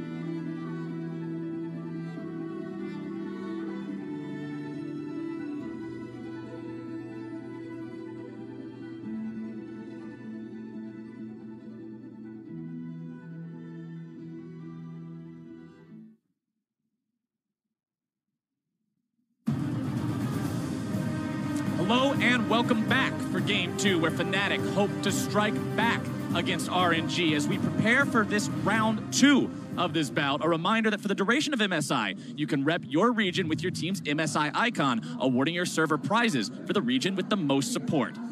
But right now, one of the regions that wants support is the European region. They got to rally behind Fnatic so they can strike back here in this second game. They had a fun performance, a close game in number 1, but now they've got to fix some of those issues. I think the players after the first game are already exhausted because there were so many things happening in these games. It was like non-stop fighting. They had Paris bouncing, they had us bouncing. It was a very high-tempo game, a fun game to watch. But now it's game 2, and where this all falls is going to be really interesting to track because the adaptations are certainly going to come in. Yeah, but I really hope that Fnatic will look at this first game and say, it wasn't the draft that was the problem. No. It wasn't, you know, the idea we had for how to beat RNG. It was just the execution in the actual fight. So there is a chance they just go in and say, you know, we can grab the first pick Israel. We can pick a roaming mid laner still for Caps because it was successful for at least the first 20 minutes of the game. Just got to tighten the team fights up a little bit. Watch the flanks a bit harder. Or try to get more before the team fight phase, because of course they focus super on being able to roam, being able to outnumber, and largely able to do that in the first 20, but the true team fights, the 5v5s, they weren't set up for that. Also, they probably got a little bit surprised about the Aurelia from Xiaohu and how well he actually played the champion, always killing Reckless in the backline. That is a potential phase 2 ban for Fnatic. Small note also, Fnatic has chosen blue side. They've allowed RNG to jump over to the red side. We might actually just see the same sides every game this series. Well, we are seeing the same first ban. Fnatic instantly banned Kai'Sa in game number 1. They're doing the same thing here in game number 2 as RNG again refuses to give Yasuo over to Caps. Yeah, so last time Fnatic banned Kai'Sa, Karma, Morgana on their side, and RNG banned Camille, Yasuo, and Rakan. They have not selected the Camille just yet. They might change certain things. That is going to be the Taliyah ban. They feel like there was still enough happening from Caps' side that they don't want to deal with. They've also revealed the Aurelia, and that's something that you can't necessarily pull wool over the eyes on a second time. They could still return to it as other matchups it would fit into. With Karma and Taliyah gone, the Aurelia chances go down. Yeah, exactly, because again, Fnatic, if Taliyah gets locked in on their side, if it was open, could ban Aurelia, and Xiao had his best game of the tournament on that champion last time. We can't expect that every single time. So Rakan, once again, to avoid Zyrakan, and that's what we talk about. Take the Ezreal again, it worked fine. 6 out of 7 pieces of this draft are identical to game number 1 so far. The only thing different being that Taliyah ban swapped out for the Camille. Ezreal locked in for Fnatic. We'll see how RNG want to respond to this one. With the Karsa still in the lineup, Caitlyn Skarner is a very possible response here. The teleport Caitlyn was up 6 or 7 CS in lane, so obviously went quite comfortably because of the naturally strong laning phase of the Caitlyn. They go for the Skarner again, though, on the red side. I think there's a high chance they can grab Skarner, especially if they want to play around Xiaohu again, because it is so good for the all-ins, but they instead value this flex Vladimir. Let me had a great performance in the last game, and they're probably expecting QUYYN to take it. And RNG's red side drafts have been dominated by strong flex picks in the first round on red side. Predictably, before it was the Karma, then moving it over to the Vladimir, the true flex pick here. The Camille was banned in game number 1, and does so to be a flex pick for Fnatic. We've already seen Jungle Camille this tournament. It's true. I would expect it to go top lane for because Wippo. of Broxa. Yeah, because of Broxa, but I also want to talk about Braum real quick, because that was taken by RNG in the last game, and Ming had a strong game, especially when it came to setting up some of these picks in the mid game. Hylissang could take it here if he doesn't want to risk it being picked up, but instead it is the Skarner takeaway on their side. Fnatic don't want to have to deal with the power of that ultimate here again. They saw how effective it was against them last game. They'll try to utilize it for their own means here this time around. Of course, being able to combine the ultimates of both the Camille and Skarner means a lot of lockdown onto a single target. But one way to get somebody out of those situations, especially a Skarner pull, is utilizing the Tahm Kench. That's going to be locked in here now for the side of Royal Never Give Up. I wonder what this means for junglers, because there could be more jungle bans because it's Karsa and not MLXG. The Zac is something we see pretty frequently into the Skarner if you don't fall behind. You have a lot of ability, and the use of that Let's Bounce can certainly interrupt fights. Rise ban on the red side here. See what the counter pick is used for RNG, as we do see one jungle ban in the Olaf. Yeah, and it's pretty fascinating that Trundle has not really been a thing in this draft here. Fnatic first picked it so many times during the tournament. And I think you and I, and mostly us, have discussed the fact that Trundle priority has been a bit higher this time. Still a very strong champion, do very powerful things in team fights, but early game, it's been a passenger too many times. I know I personally was calling for the Skarner, and the Skarner priority today, already night and day to anything we saw in the group stage games. People definitely paying a lot of respect to the Scorpion thus far. We'll see if Fnatic wants to ban another jungler here with their last ban. 10 seconds to choose that one. In the meantime, worth pointing out that Royal Never Give Up banned both Ryze and Zoe, so they want to target Caps in this second part of the ban phase. Forgot about the Aurelion Soul. Yeah. Oh, baby. It is still there, even with some of the roaming bans like Talia being removed. There's that Aurelion ban we talked about that could come in phase 2 from Fnatic, so they don't have to risk Xiao grabbing it. Kasa gets his Zac. This is again what we talked about in the first game. He is the Zac and Skarner player on RNG's side. And I really like the matchup into the Skarner. You already saw Peanut earlier this tournament pull the mechanic of, as the Impale is actually being cast, you can use the Let's Bounce to bait out the cooldown and get out.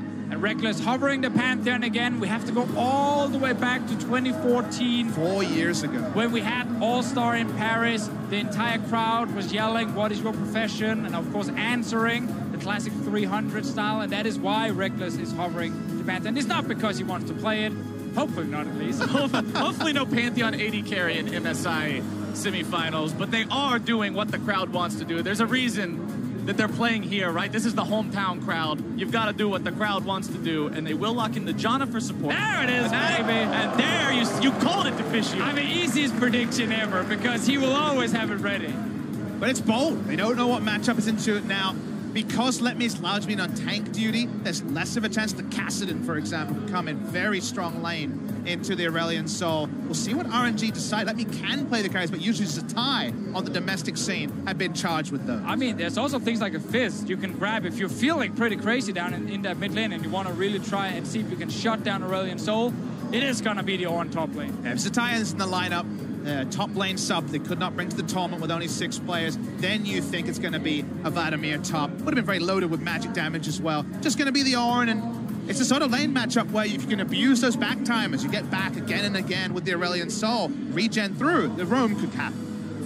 Funny thing about that Ornn, even though we mentioned last game, it does have the 3rd highest pick ban rate of all champions so far at MSI 2018, sitting at an abysmal 36% win rate, so... Because everyone picks it. Everybody, exactly. When you are picked that much, you're on the bad teams and the good I have to also blame Stark and Evos a little bit, because he grabbed it like 7 times and lost most of those games. But yeah, a fair point. The thing about Ornn is he's just the safest, and he's the best long-range engage you can get in the game. Now combine that with a Zac flying in as well. Last game, we talked about how RNG could dive Fnatic's backline and kill them with Vladimir and Irelia.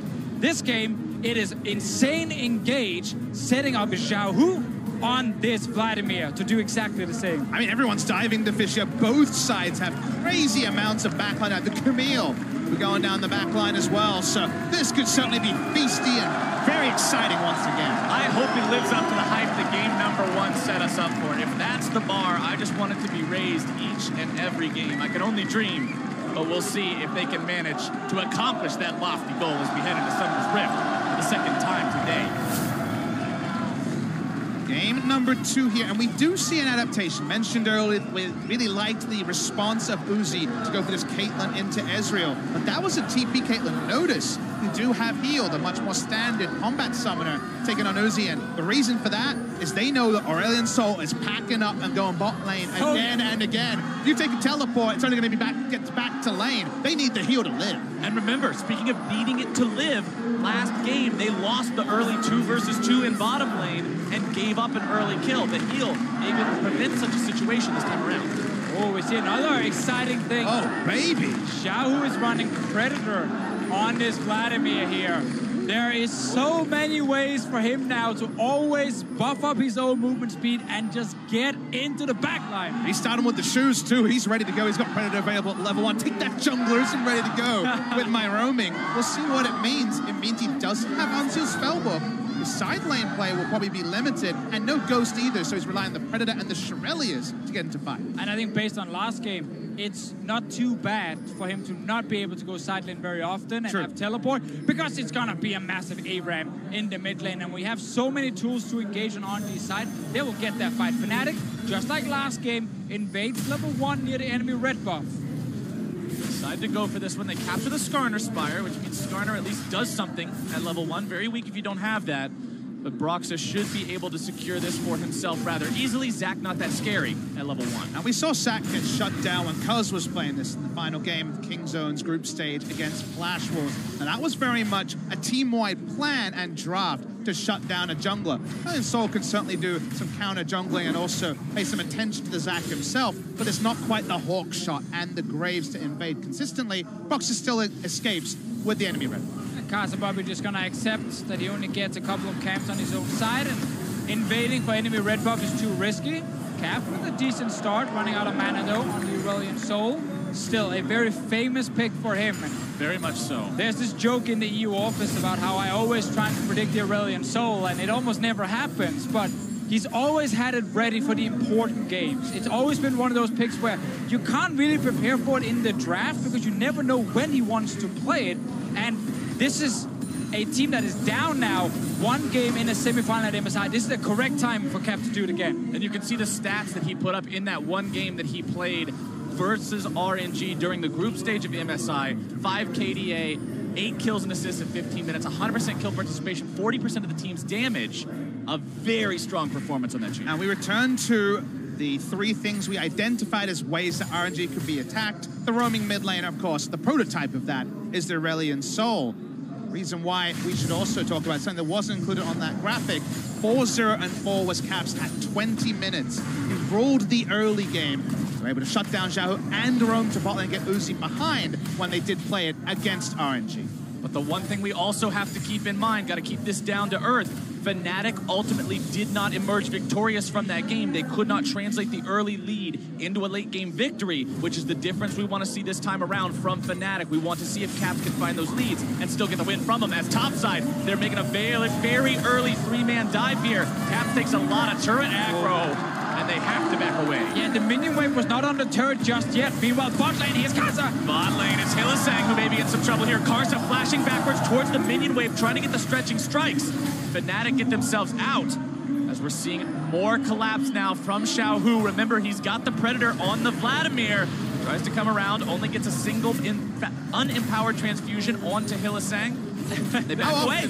How often pre-4 minutes does everyone pack up and leave lane, go top or bot lane? Everyone's roaming around. That's exactly why the Predator comes in. He wants to be able to follow when Aurelion Soul pops over some walls. We have to say the first Predator kind of sucked. No, it's like... Yeah, it was not the greatest. It was not the greatest. That was basically it. However, what we did get to see already is what we saw during the group stage when QUYYN was on a carry. Caps and Broxah spend their time topside. They try and shut down Let Me. The goal around the Camille pick for Fnatic earlier was to have a split pusher that could actually finish the game in the side lane because she's so good at taking down these turrets. This is a new way for Fnatic to try and win. And that's kind of the thing that is fun about how they attack RNG. Is it bot side? Is it top lane? In this one, it's the top. Well, remember, Whippo's Camille is up against the Vladimir of Xiaohu, and in the game that Fnatic played in the group stage versus EVOS, it was Camille that could not beat the Vladimir in the late game now, as Karsa finds himself stuck under the turret, having to run away from yet another Fnatic attempt. Now, of course, he farms slower than Ascana, but because he went for that gank bot side, he gave up Caps. He's still level 3 at the 5-minute mark into the game. But certainly slowing down the advance of the Zac.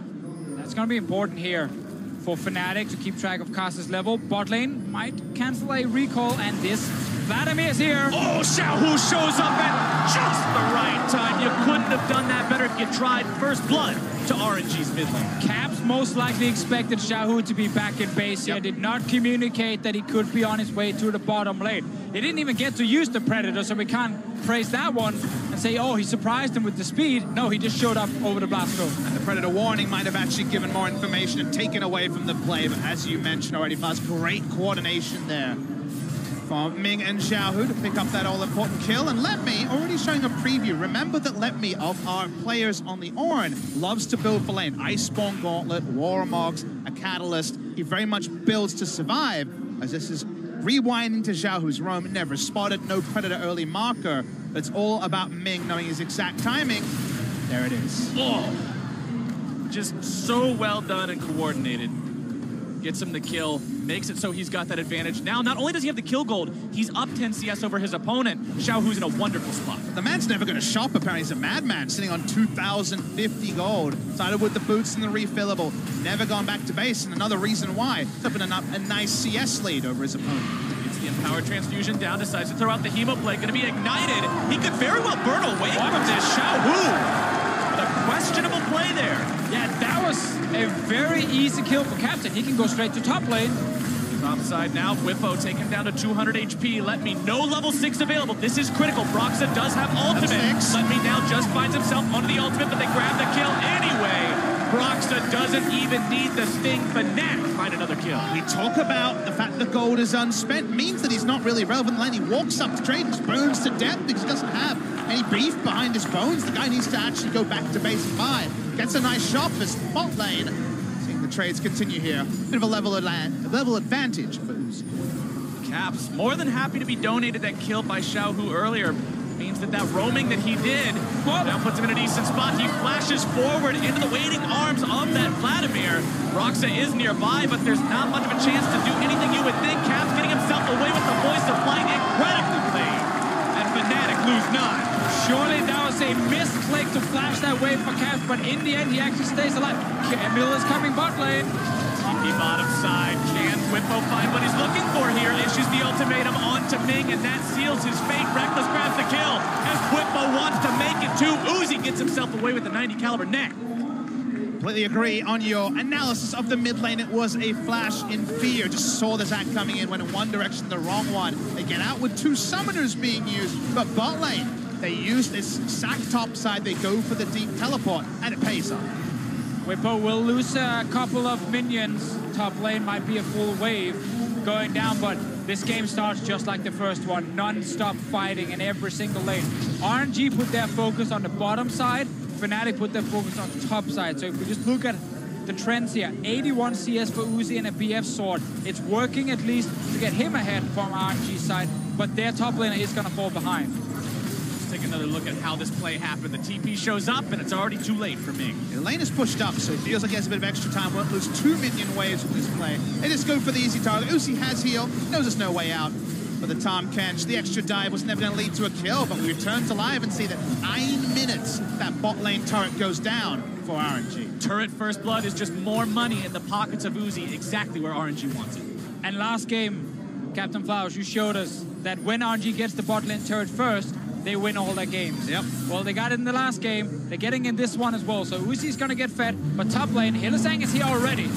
Trying to collapse onto Let Me yet again. Ultimate already coming out. Let Me take it low. Hylissang tanking the turret as long as he can. One more auto attack should do it. QUYYN flashing forward. He's not able to find the damage.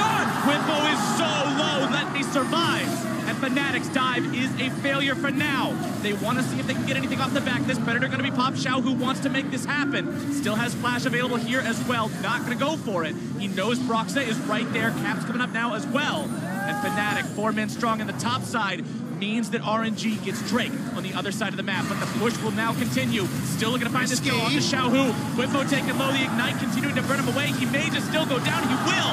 The pull onto Xiao Hu will not find the kill yet. Caps has to use the ulti to do it. It's 1 for 1 in the top lane. Fnatic, they keep trying to force plays top lane, but Let Me played the first tower dive perfectly. Stayed alive, got out. Xiao Hu trades 1 for 1, so Fnatic are investing so much into getting these kills. They didn't even get the turret down. And the objective part is the part that we really have to draw our attention to, because RNG is already ahead on the scoreboard on that metric. Held the flash for a long time. We're going to get the replay here. This is the second part of the fight. We already had Let Me close to going down to start, but Ignite the Hemo Plague enough to take down QUYYN. And it's so smart that he instantly pulls, because he knows, okay, I get the ult down and pull, and I can just keep dealing a bit of damage onto QUYYN. If you don't do that instantly and save it for after the Skarner ult, then there's no chance QUYYN actually dies here. So by playing it aggressive with his pool, Xiao Hu secures a 1 for 1 and defended the turret. Xiaohu's had some good moments so far this game on this. Vladimir now has the Shirelia's Reverie completed, so you know that that's going to make sure he can get in there towards those back lines like he wants to, like Let Me did in game number 1 as we move further towards the mid-game. It is important for us to note that Hylissang is on his Janna. It is not a pick he's famous for by any means, but he's tried to pull it out a few times during the split. Very mixed success overall, as he typically is the more aggressive support style. But that Janna ult can be key when it comes to peeling, because you will have the Vladimir and the Zac diving in. I just think this is a very hard game to execute a Janna on. And I was going to follow up that point and basically echo that, Deficio. When do you Janna out? Your first thought is to stuff the Zac, and maybe a Q can do that. But the Ornn creates so much uncertainty in a fight. And between that, the Zac pops in, Predator, Vladimir shows up. It's very difficult to fully disengage RNG, and that's the struggle for Hylissang. Hylissang played the Janna 3 times over the course of the regular spring split in 2018. Got 2 wins and a single loss. Now Cap's going to be ganked in the mid lane, though. It's Karsa showing up, looking to make this one happen. The ulti brings him right back into the turret. The Hemo Plague's already down, and they are going to cash in.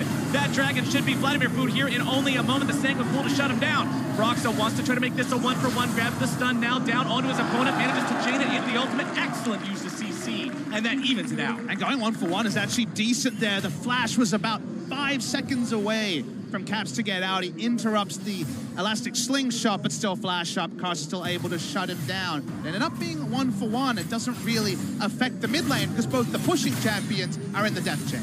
But just like last game, Caps is the one getting early kills for Fnatic. Caps is the one playing it very well when it comes to the roams. And then RNG tried to shut him down with ganks. This Zac here, while he's only picked up 1 assist, Karsa's tried to be around his lanes when needed. It's just not really been about him. One thing I want to remind viewers about Game 1 is in all the pandemonium, there were many times when Taliyah was on the roam, and there's a lot of kills onto Caps, and they never translated Olaf Taliyah into forward vision. They never really knew where Skarner was in game number 1, and he surprised them with his ganks many a time. In this game, deep vision is even more important to spot the Zac when he pops over from his Raptors, for example. Getting that vision down is so important. And let's see if Fnatic can actually get there, because again, 13 minutes, the vision's very shallow. Yeah, and especially because Fnatic don't want to trade kills with RNG. Fnatic needs to snowball. We just talked about how hard it is for him to play team fights against these massive tanks, a ton of hard engage, and the Vladimir. So Fnatic needs to get ahead, not trade. Well, let's see if the snowball can come in here in the bottom lane. Let me collapsed on. The damage comes through. Karsa's not there in time to make the save. Xiaohu coming around through the tri-brush here now. Fnatic needs to back themselves away. Predator emblems above their heads. Broxah going to be hit by the initial damage, but Fnatic disengages. And that was the kind of trade Fnatic were looking for. They knew Vladimir was going to be late to the party because he cannot follow the Aurelian Soul. Go in, get 1 kill. Eventually, you're going to get a turret as well. And then in this mid-game, keep playing aggressive. When you look on the screen, what more did they get than a kill? They don't cement vision control over the enemy blue. They don't even have someone parked in the bot lane to push up the turrets. Caitlyn was able to get a shot in and go top side, so the Ezreal and Janna not contributing either. So it just ends up being kill gold, but doesn't advance their map position or even get those wards to spot the Zac like we discussed. Caps on this Aurelian Soul. Rod of Ages completed. Making roams all over the place. Let's take another look at this one. It's just a 3 versus 1. Play Let Me knows that he's going to be the target all game long. Tries to get the ult up to buy time, but obviously can't do anything to stay alive. But as you highlighted there, Papa Smithy, after the play, Fnatic can just go back to base and then return to the lane just like nothing happened. I want to jump back to what we talked about earlier on Caps, the 1 game he played on Aurelian Soul at MSI this year. At 15 minutes, he had 8 combined kills and assists with 100% kill participation. This time around, he's at 5 out of 6.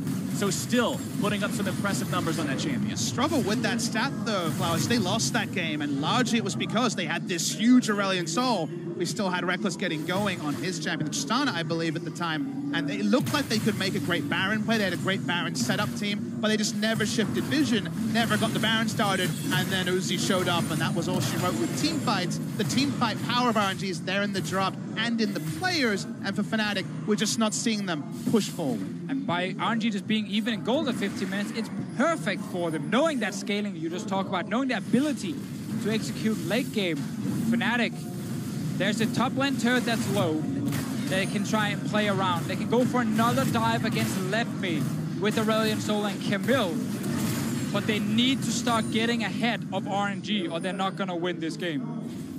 RNG with that bottom lane set up now in the top side. Fnatic doing the same since that one turret has fallen in the bottom lane. That's the only structure that's been felled by either team so far, and RNG is fine playing this scaling game. QUYYN still just kind of going even against Let Me in this 1v1. This isn't a Camille that's an unstoppable split push threat. And I'm sure if we could listen to the comms, we'd be calm it down, we're fine if you're on the RNG side. Uzi's getting access to farm. He's always ahead of the clock. It used to be 10 CS a minute. We didn't Uzi scale for that. Let Me maybe dying, but now they're actually attacking Let Me's lane. QUYYN in some trouble, flashing away from the second part of the Ornn ultimate. Karsa can't get in range for the second part of stretching strikes, which critically allows QUYYN to escape. And also Fnatic now know the jungler's bottom side. They took the Rift out. This is a good trade for Fnatic. Flash for it, potentially a big objective. Xiaohu's turret is also fairly low.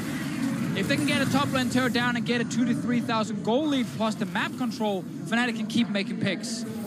Moving straight, they're on the front foot, knowing that Zach and Vladimir dealt with that turret in the mid lane. Turret very, very low. So I think you got the number there, Flowers. But the top lane turret, that one's going to go down. Shelly got that turret in the mid lane to 200 HP. Just barely misses out on taking that one off the map. We'll see Fnatic surely take that down rather soon. Only a couple of auto attacks should do it. Caps will get that right here. Put some more money in Fnatic pockets. Somehow, the question of live or replay that Twitch chat always likes to talk about is getting there. It's feeling a lot like that earlier game when they played Aurelion Sol against RNG. They're building a gold lead. It's not 5,000, but it's getting... And as we highlighted earlier as well, it is a split pusher for QUYYN on this Camille here. Once he gets 24's Ravenous Hydra, Let Me can't stop him in the side lane. And that means Fnatic can start trying to avoid team fights.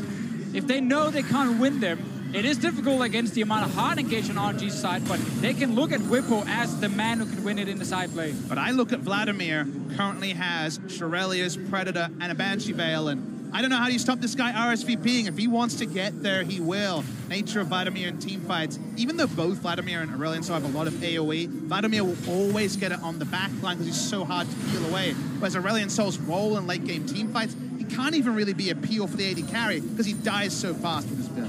Which is kind of what we saw when Caps played this earlier. The game where he did so well but wasn't able to secure the victory. It just seemed like he couldn't play an appropriate role. Now, it's RNG who are looking to make the play onto Fnatic that will not succeed, but they've got themselves in a position to look to take this Drake that's now live. They've already got one under the belt, looking to make it two. Full 5-man strong here for the LPL representatives. Fnatic want to stop this. Karsa down to about half HP. Ornn comes through. Cap's going to be knocked up into the air. Brox is still getting himself away.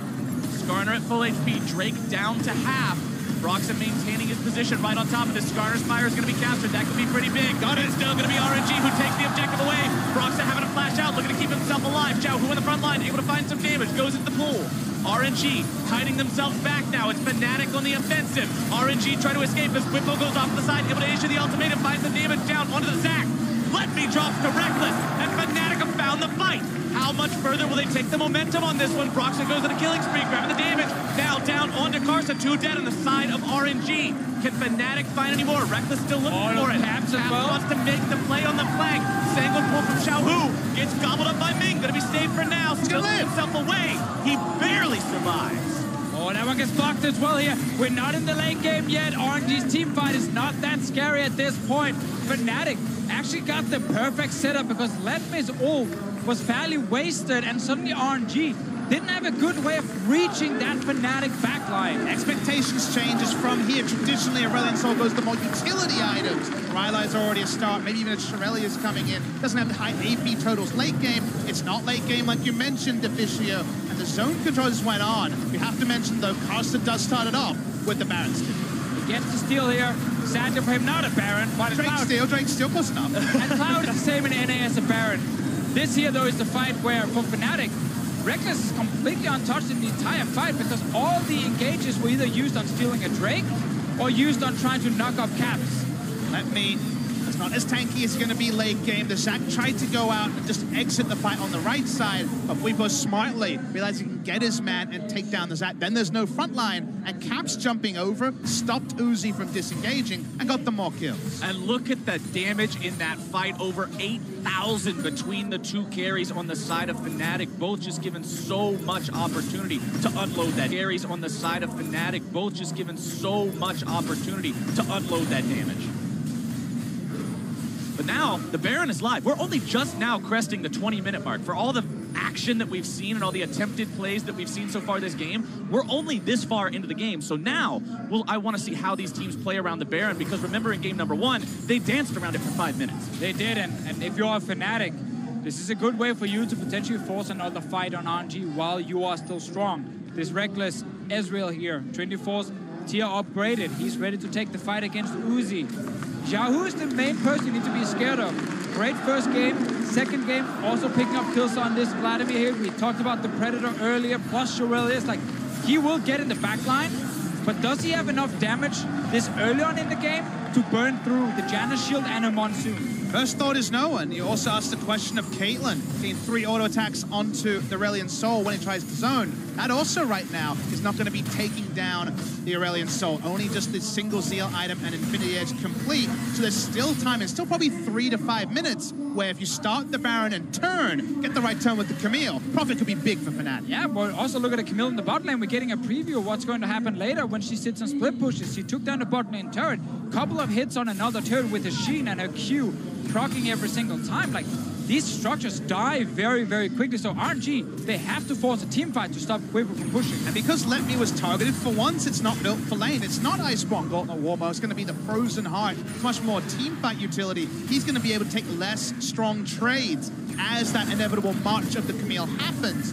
When that Trinity Force comes in, maybe there will be an inner turret and more rolling down for Fnatic in that lane. And QUYYN's going back with a lot of money in the bank. 2,400 gold means Trinity Force now comes online. He can buy the Vampiric Scepter, working towards that Ravenous Hydra that we already talked about as well. And the timer keeps on ticking towards that split push monster, that inevitability. And remember, we've seen QUYYN succeed on this, even against the game that the tiebreaker that they played against Team Liquid, to make their way into where they are now. Fnatic had QUYYN on the gangplank, just causing trouble on the opposite end of the map from everyone else. Now they have control around the Baron area. They have the stronger setup. If we look at especially Reckless on the Ezreal, will of course stack the second tier. He's sitting on 1,700 gold, so a lot for him as well next time he goes back. To me, you need to chunk out one of Karsa or Xiaohu to actually start the Baron, because Karsa can get into the pit from comically far away. You can't usually stick vision all the way past the Raptor Brush to actually stop there from being any steal potential. So this area, currently owned by Fnatic, is very hard to stick control. But look at the inventory of Karsa. The Kindle Gem with the Giant's Belt tells me he's going for a Warmoth armor soon, which is going to eliminate the possibility of having that poke him out win condition. Uzi gets a nice shot onto Reckless there with the power of the rapid fire cannon, but RNG is still on the back foot. But Fnatic have the mid lane control, so they can go towards this lane here with QUYYN. Caps is sitting around. Brux is on his way. Let Me should not be chasing out for any kills here. Let Me has already charged in. Doesn't get hit by the stun. Caps tries to get himself away from this one, but the counterattack comes out, and that's Caps caught out and beaten down. Throws out the Voice of Light, still not going to be enough, and Xiaohu takes the goal. Oh, Fnatic still kept a bunch of members in the mid lane, and Let Me was like, yeah, I'm not taking this fight alone, everyone. I have Tahm Kench on his way, and then, yes, you can step forward. Good answer from RNG, and Fnatic tried to help QUYYN get the advantage instead of leaving him in the 1v1, and that just backfired. It did seem like Caps was caught between two ideas. He had originally pulled out from going for the kill, then saw Let Me walk up, and the rest of the team were not on the same wavelength, so they abandoned the Aurelion Sol to die. A lot of time on the map now to clear vision. We see the replay here. Caps starts to walk up, and this is with a really important move. Yeah, but Fnatic's bottom lane have plenty of time to start moving down before this fight even breaks out. But they want to kill another wave, and I think that just maybe surprises Caps that they're actually not ready to take a fight, and then he gets caught out. The one more wave against Tahm Kench when the laning phase is ended can be so costly. See how it affects too much, because right now we both back up around that inner turret. Right. The big thing here for Fnatic is the fact that although they lost their mid laner, there were no big stinging consequences. It didn't give up a Baron. It didn't give up another Drake. There wasn't anything that RNG could effectively translate that into immediately. So it's a lesser sin right now for Fnatic. We'll see how they continue to play this one. Still in control of the map for now. Still up about 4,000 gold. Still laying down vision in that enemy jungle, prepping around the Baron. As long as they don't start the Baron, then RNG can keep this defensive stance around their own jungle. Just buy more time. Uzi's now on 3 items. There is enough armor on the side of Broxah, plus a Janus shield, that you can start the Baron as Fnatic and not take too much damage, and see if RNG are reacting in time. When RNG was this far down against the Flash Wolves in one of the group stage games, they did not react quick enough to a Baron being started. They lost it. That is still the window Fnatic are looking for. And Caps is just trying to use ult over the wall to contest a red buff. They're no longer trying to stick super long range, engage, or look for these very deep wards here are Fnatic. So it is once again decreasing the tempo. We were looking at 22 minutes, about how Fnatic will move their position forward. We're 26 minutes in now. There's that death cap. There's the second Zeal upgrade. The team fight situation here for Fnatic is taking a nosedive fast. Will be able to find themselves Cloud Drake #1 to compete with the Drake that RNG has. That'll even up the move speed count between the teams. But it's like you said, Papa Smithy, going into this game, you wanted to see them be able to get far enough ahead. Is 4,000 gold at 27 minutes far enough ahead? Only if you get the Baron. Otherwise, you're not going to be able to finish the game with this kind of gold lead. It's going to buy too much time for RNG to get their items. Another point is, Fnatic have not been able to control Drakes. And typically with compositions that want to get ahead early, you tend to rack up 3 to 4 Drakes on your side, and then the Elder Drake becomes the kind of last chance for your team to secure a big buff and then finish the game. But that's not going to be a big deal for Fnatic here. It just feels in general, when they've been able to out-rotate and have 3 in the face of 1, sure, they've largely been able to execute. But when you have comps like this, usually incidentally, it's so much tabs on where the enemy is and what they're looking to do that the Drakes largely happen when the enemy is cross-mapping. In this game, that hasn't happened, and their control of the map is less than I'd expect with the comp they've dropped. And that control isn't getting them the ability to choke their opponents out either. Look at the farm on Uzi, 354. He's averaging 12.5 CS a minute right now, just hanging out and farming. QUYYN pushing down the bottom lane, takes out the tier 2. And that is the counterpoint, is that QUYYN has been launched far ahead. He's got some good items, but he hasn't been able to push up lanes. They do get that in a turret because of all the attention on them. And QUYYN can keep doing this. The question is, can he do it fast enough for him to actually take an inhib before RNG gets a big fight? Fnatic are still in an okay spot as long as they can execute around this next Baron. They cannot afford to lose a fight and the Baron, then the game will go heavily in RNG's favor. So as long as they can continue around this objective and start it eventually and then win the following fight, it's okay. Bottom side, let me call in some backup yet again. Ming comes in with the Abyssal Voyage, bringing Uzi along for the trip, and QUYYN wants nothing to do with any of this. Tries to get himself away, but across the map, it's Baron, started up by Fnatic. Hylissang's going to keep the remaining members of RNG occupied, while Reckless, Broxah, and Caps do everything they can to burn this down. They've already got it down to about half, as the fight will continue over off the side. QUYYN having to issue the ultimatum, trying to get himself away. He will fall, and the RNG counterattack begins. Into the pick goes Karsa. Baron going to be taken down below 1,000 HP, and Karsa steals away Fnatic! Disaster! As Let Me grabs the kill onto Reckless. Uzi grabs the kill onto Broxah. Fnatic have already lost 3 and the biggest objective on the map. Caps steps onto the trap as he tries to continue running, but RNG have found such a huge success here. Let Me wants to chase down Hylissang, should be able to hopefully bring him down for RNG's sake, but they've got the push already mounting here in the mid lane. Hylissang still trying to run away. The knock-up not going to find the mark. Here comes Tahm Kench. Tongue lash out of the shrubbery. The knockback from Hylissang wants to flash over the wall, gets devoured up instead, and Ming grabs the kill while mid lane the tier 2 falls to the siege. The acid test, the breaking point of this game was, could Fnatic turn Aurelion Soul and some smart roams into a Baron? We evaluated it for 10 minutes as they had control, but not enough to actually start the objective. They're forced into an objective start. They're not able to take it down. They can't keep Karsa out of the pit. Baron goes to RNG, and sadly now, the chief amount of momentum at 30 minutes. Yeah, we kept giving them more chances. Okay, yes, you're delaying it a bit, but as long as you can get the Baron, there is a good chance for you. But let's see the play. Let's remind everyone that you can use Aurelion Sol ulti, Janna ult, Janna Hurricane, these kind of abilities to try and deny Karsa from getting in. But Hylissang is on the other side of the Baron pit for now, and then Whippo gets caught out. Yeah, Whippo was, of course, still running. Baron is being burned as all of this is happening. They don't fully pull off it. It's down to 2,600. That's when the ulti is used by the Aurelion Sol. It doesn't keep Karsa out of the pit. Yeah, everyone steps away as well when Xiaohu shows up. You are looking at a Vladimir on 3 items and you're in a Baron pit. So naturally you get very scared. And in the end, Fnatic took the 50-50 smite. Brox has been winning some of those, but not this one. You could see the frustration on his face there. Fnatic had a couple of amazing smite steals of their own during group stage play, but the smite giveth and the smite taketh.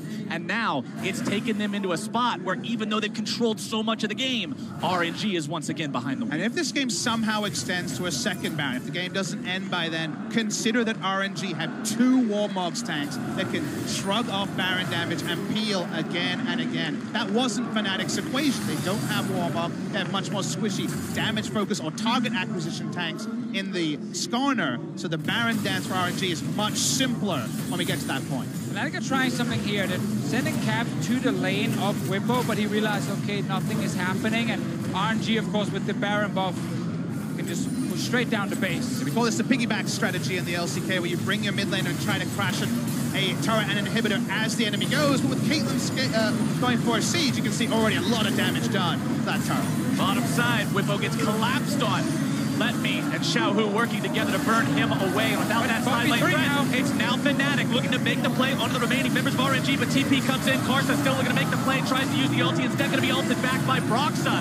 The Bloblets are in place. They're in the middle of the team, and Reckless grabs the kill onto that enemy. Uzi barely kept alive by me.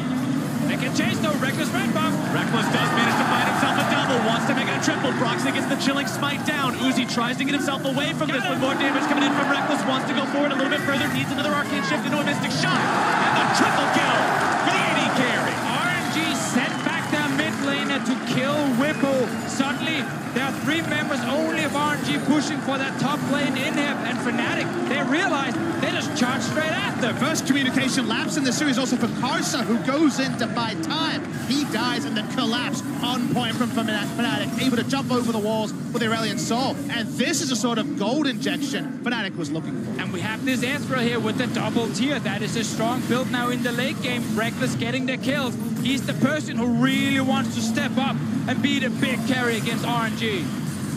Vladimir invested into this one. On the minimap, or picture-in-picture, we can see the dragon was picked up. Whippo was actually just taken down, but this is the cross map we're talking about. Karsa's option, where is he going with that slingshot? He goes into the team, burned down very easily because the Impale is there, and RNG don't realize early enough that they needed to get up much faster. And also it's Ornn without ulti showing up, not really able to add any value, so RNG, by creating an aggressive play on their own, they actually lose track of what's happening and they get punished. And the chase down is cemented by the fact that with this build, Trinity Force into the Zeros Embrace is exactly 40% CDR, probably has the 5% also coming in from the runes. He has chase for days.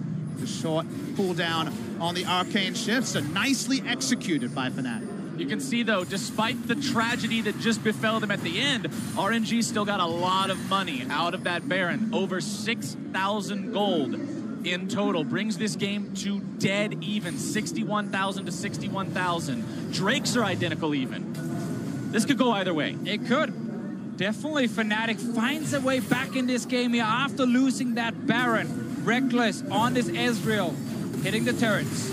Let's see if RNG can hold. It's the mid lane inhibitor turret that finds itself dropping very rapidly and already disintegrated.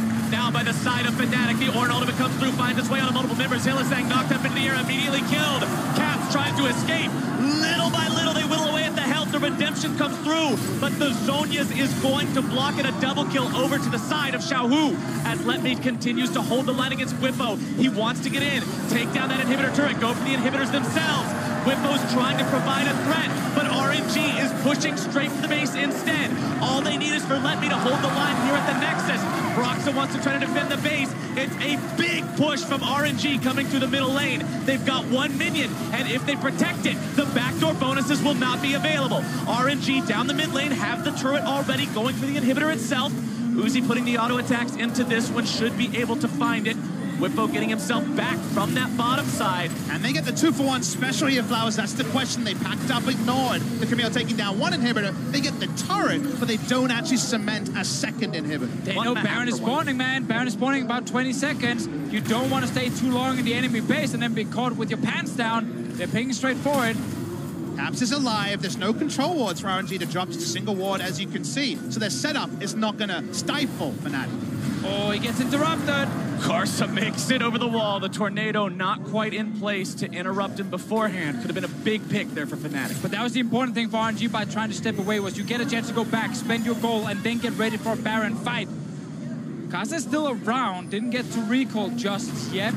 Now only sitting on 700 gold, and he has his tank item, so he doesn't really care too much. With a bit of breathing room, I want to identify that early in the game we talked about expectations. Okay, even gold in the late game, it's going to be RNG winning a 5v5. Whippo can make it not a true 5v5 with his split push. That's the pandemonium they need. But now Whippo's alone, and we see the Vladimir show up again. Whippo finds himself caught in the 1 versus 2, gets himself away. Nice. A fantastic escape from Fnatic. Really important he stays alive. RNG cannot just instantly rush towards the Baron. And Whippo must keep split pushing to stop it just being on ult into Vladimir, Predator, into kill. He can do so much work in the side lane, and that's why we respect the Fnatic still has a chance. We still have about 10 seconds on Let Me's teleport. In case Fnatic starts the Baron instantly, he can't join fast enough, and he doesn't have the ult. They can actually go for this and try and bait a team fight, but they're stepping away. I'm not sure if they're 100% tracking the TP on the Ornn. Whippo, though, continues in that side lane. Fnatic really wants him to just stick to the 1v1. If they can force RNG to the Baron with everyone else, Whippo can start killing Nexus turrets.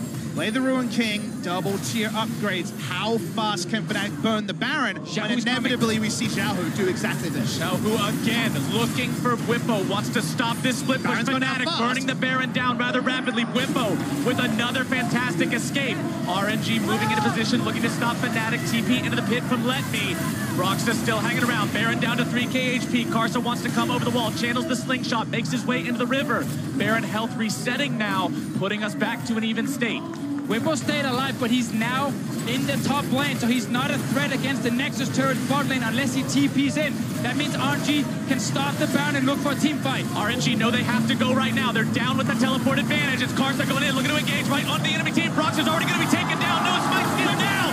RNG still going to make something happen. Whippo split pushing into the bottom lane now as well. RNG need to finish this one off. They need to do it rapidly. Secured by Uzi of all people. And now they look to see what else they can find. Baron buffs charged by Uzi of all people. And now they look to see what else they can find. Baron buffs trying to be used. Whippo on an Nexus turret. Looking to find one, looking to find two. RNG has to get back. Turret's going to be taken very low. Whippo still trying to escape. Gets himself out with a hook shot.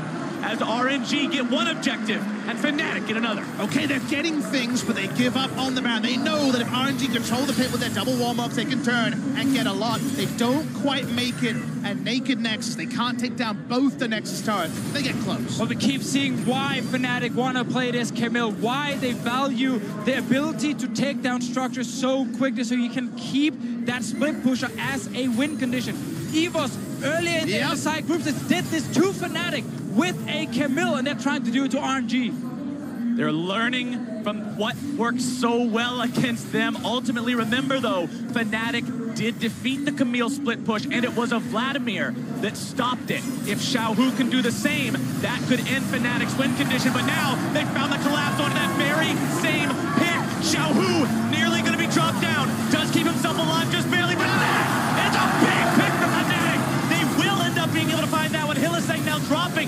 RNG with the counterattack. That's Uzi free-firing. Remember, 6 items on both AD carries. Whippo looking to go for the base. He wants to end this game. Can he find it? No minions in the base just yet. Cap looking to come around and help him. Uzi is here. Plenty of damage available for this Caitlyn. Let Me flashing forward, grabbing the knock-up down onto Whippo. GA is going to be procced. And that is huge. Caitlyn so good against Guardian Angels. You proc the trap, you prime it up, you shoot him down. Uzi's critical mass, Fnatic right goes into the Elder Drake. RNG now again having yet another problem to answer. Fnatic is so high tempo, but Karsa will again spike the objective away. Karsa coming into the team, unexpected that he would even play today, gets 2 crucial smites. I wondered about the Baron. Do they just roll the dice on 50-50? They didn't. Eventually, Karsa gets it. This time they try the 50-50, and Karsa gets it again. And now they're looking at that base here. There's no TP from Whippo. There's no GA. That last Nexus turret is still standing there. There's no way for him to reach that base unnoticed. RNG with a double buffed up team can move down towards Fnatic. This is the uber buff. Baron plus Elder Drake makes this RNG squad incredibly intimidating. 1 inhibitor down now, moving towards the top lane to find number 2. 5 men strong. Xiaohu hanging out around behind everyone else. He could come in on that flank very easily. 2 inhibitors down now for RNG. Be a mistake to contest this 5v5, in my opinion, especially with the buffs rolled in to muddy the waters further. They need to recreate a split push once again, but that split push is a teleport cooldown and maybe even a Guardian Angel away from Whippo. RNG continue the push down the mid lane, trying to siege up this Nexus and end this game. Nexus turret number 1 already shot down by Uzi. Fnatic have to make the call on where, when, how they want to defend this, because time will run out if they don't. RNG waiting on those minion waves from both top and middle to come with them so they can continue this push. Caps moves forward. Rolling chants from the Parisian crowd. Where's the Alamo? Seems to be this turret. Brox are going to be interrupted now. Broxa dragging Karsa right back into the fight. Karsa trying to find the ulti, bringing Broxa right back into the lines of RNG. Can they find the damage? Broxa barely going to be getting himself away. Karsa takes the RNG brought down. Barely goes down. Has to resurrect from the GA. Fnatic are going to hold the line for now. Broxa drops first. Xiaohu got the kill on that one. He should fall here. Reckless nearly brought down. Not going to be Hillistang with the flash to keep the 80 carry alive. But RNG is just too much. 5 men strong. Still in the base. They'll take down Fnatic for a second time. Hillistang falls in the fountain. Whippo can't do it. And RNG will take us to match point. RNG's late game. They're team fighting. It's too much for Fnatic at the moment. That Baron play, we gotta go back to 28 minutes. Fnatic had the lead. They were setting up. They were ready with a split pusher in the side lane. They were ready to execute a Baron, and Karsa steals it. And suddenly, RNG starts winning. Fnatic's strong early game is getting them so near, but not far enough to get safe Barons. And then the team fighting coming through from RNG, as we all know, is too much in the late game. They're drafting for it. They're giving up early game advantages, but never that early game Baron that might actually kill a game.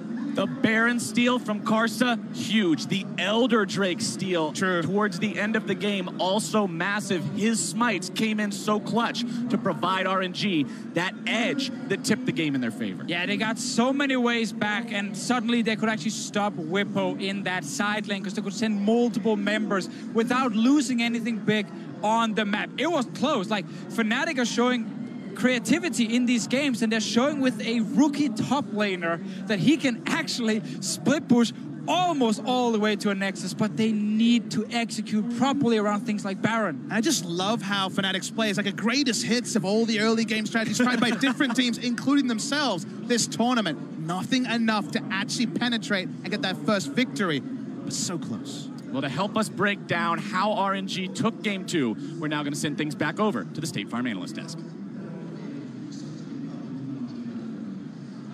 Thank you very much, gentlemen. Another nail-biter of a game, but Karsa stealing the game back from Fnatic to push the series to 2-0 in favor of RNG. And there was a taste of it at All-Stars, but it breaks down like this. If Karsa is in the pit, he is 100% going to get that objective. You must lock him out of it. But I also just think not like this, because they have a self-suppressioning jungler. If Skarner just ults at 2,000 health and everyone bursts, it doesn't matter how good you are at smiting. You're not allowed to press the button during suppression, and the fact that Fnatic lost 2 major objectives like that is a tilter. That was a heartbreaking game to watch. Fnatic He's had, like, ah. it was just, there were so many things that Fnatic did well, yet there are so many things that went wrong for them as well. And I think like we just kind of have to start in the early game, because that's where I felt like we saw a lot of what Fnatic did well, in particular in the middle lane from Aurelion Sol. The fact that Caps gets himself a comfort champion and he has so much early game impact.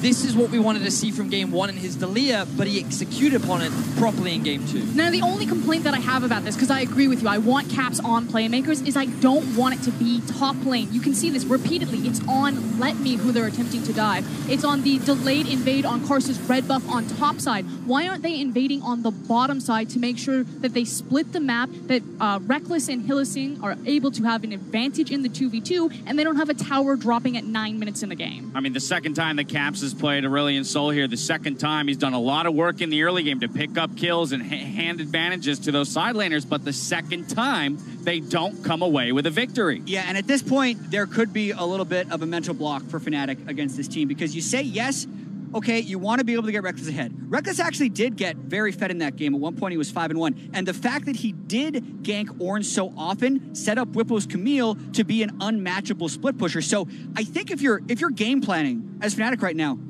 you won that game plan, game 2. That do not change from that, because I think they proved that it can work. They just have to execute around the Baron steals. They did so much good in that game that is tragic. So much went right, and then one thing goes wrong. A huge Baron steal coming up for RNG from the hands of Karsa. Of course, as you mentioned, Jap, there probably were a few things Fnatic could have done here. And the big thing here is that Fnatic, they basically just want to utilize the Camille up in the side lane to help, you know, play off on the 1-4 composition that they do have. Instead, they commit to it.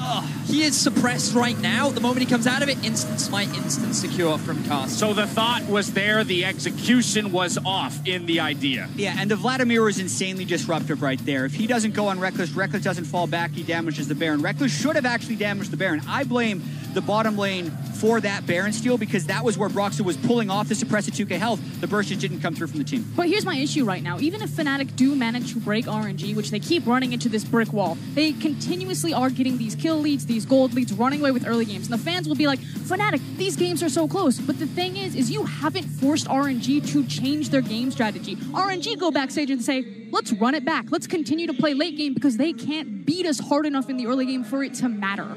And the irony of all this is Fnatic, in their final versus G2, drafted compositions that allowed them to scale to late game because they knew that their opposition G2 could not close. RNG are effectively doing the same thing, because they're saying, you don't know how to end these games. Right. You're getting kill leads multiple times, you're getting gold leads, objective leads, yet when it comes down to it, you cannot take our Nexus. So that's what I want to dive into. Where is the breakdown? Because in 3 out of 4 games against RNG, Fnatic has had a kill lead against them at 15 minutes, suggesting again that they do have ways to find advantages and gain gold early. The translation to a victory is not there. So where is the breakdown for Fnatic in that mid game? For me, this is systematic of their vision. We've talked about not only are they dying isolated on their side lanes, but also they're not seeing these pincer maneuvers when the team fight sets up and RNG are finding these deep backline flanks. So that doesn't always point towards Hilly, but it points towards the team holistically. They're unable to acquire the correct information to play side lanes effectively and the correct information to protect themselves when they do group up for these 5v5s. I feel a large part of it as well is the fact that Fnatic seem to be crumbling under the pressure. They had Whippo doing a fantastic job on a side lane. They just had to be patient, and they had to just force RNG to be the ones under pressure, yet they weren't. RNG, in every Baron situation, every 10 situation, felt like they were the ones in control, and every time Fnatic tried to play towards the side lane or play towards Baron, it was constantly RNG with the answer and shutting them down. Yeah, and I also think there's a mentality difference between these two teams, even just looking at the starting rosters. Karsa played 1 of the 11 group stage games, and he started 2 games here and was very far behind in this game. If RNG loses this, they have a lot to fall back on. They think, all right, we'll change our pick and ban strategy. We can switch sides. We'll make sure Uzi has a stronger laning matchup and AD carry that doesn't turn on as fast. Like, they're still at step 0.5 of how good they can be, whereas I think Fnatic's trying to pull out all the stops and still falling short. Let's look forward then. Fnatic has to put 3 together in a row here. MLXG will be coming in for game 3. RNG has also elected to remain on red side once again. And so here's what I want to take a look at. We've got 2 games in a row in which they've played close. Is this mental boom 1 for Fnatic? If not, how do you come back from this? Because I would posit this question. is Fnatic playing the best League of Legends today that they've played all MSI? Absolutely. Yes. Okay, so you're playing the best version of yourselves that you've played at a tournament, and yet you've suffered back-to-back losses in a best-of-5. It seems like there's no source of recourse. Yeah, the amount of criticism that would fall on Fnatic if they still first picked the Ezreal, went for a roaming mid laner, and basically pulled out the same strategy, I think is too high, and conventional wisdom would tell you to change. But it also depends on how much faith they have in Brox and how much faith Brox has in himself, because losing 2 smites, if he gets one of those smites, they are 1-1 right now, and it's RNG who should be forced to adapt. And I think you see that by the fact that they subbed out their jungler. So this is an instance where you actually do want to run it back if you're Fnatic and do the same thing for a 3rd time in a row. That said, I do want them to change it to level 1. So that's twice now that they've done a delay evade on Karsa's red buff. If they retain red side, which I believe you said that they did. RNG retains red side. Why not just draft a level 1 composition, throw a hammer into the works, and just say that we're going to play early game, and if you want to invade this red buff, guess what? We have a plan waiting for you. Does MLXG coming in changes Fnatic's draft strategy or attack strategy in general? They play very different champions. Yes. That's exactly what. I think that right now a lot of the focus does seem to be more towards the bot lane rather than the jungle. I think we'll still see a high priority on things like the Skarner, but I think that could be one of the reasons for the change, because they want to fall back on more of an aggressive jungler from MLXG rather than the safe kind of engaged jungler that we're seeing from Karsa. I know we've been talking a lot about Fnatic, and I just want to take this quick moment to talk about how well and how good RNG are doing in terms of like not only team fighting, but also just playing the map. Their vision control is spectacular. They're making it extremely difficult for Fnatic to close out these games, even though they're making a lot of individual mistakes. And coming into it, we all pegged RNG as the favorites, and I think these games have demonstrated like that they are a cut above Fnatic so far in what we've seen. Well, the 1 seed is out to a sweet lead at 2-0, and as the games continue to ramp up, a reminder that Conqueror Varus bundle contributes to the MSI prize pool. To raise the stakes this MSI, pick up your skin bundle in the client store today. Now, if you need more Conqueror Varus swag, make sure to check out the 2018 MSI long sleeve available on merch.riotgames.com right now. We're stepping away. When we return, it's Game 3 of Fnatic versus RNG.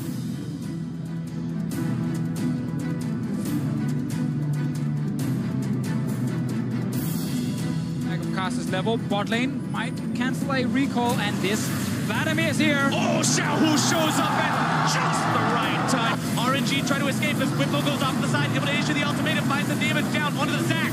Let me drops to Reckless, and Fnatic have found the fight.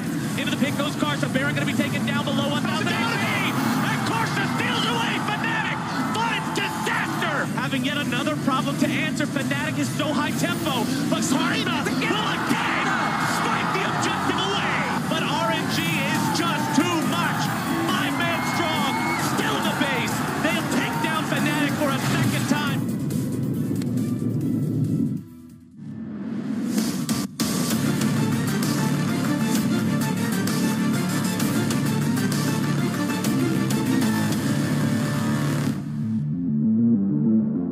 Predator, proud partner and official monitor provider.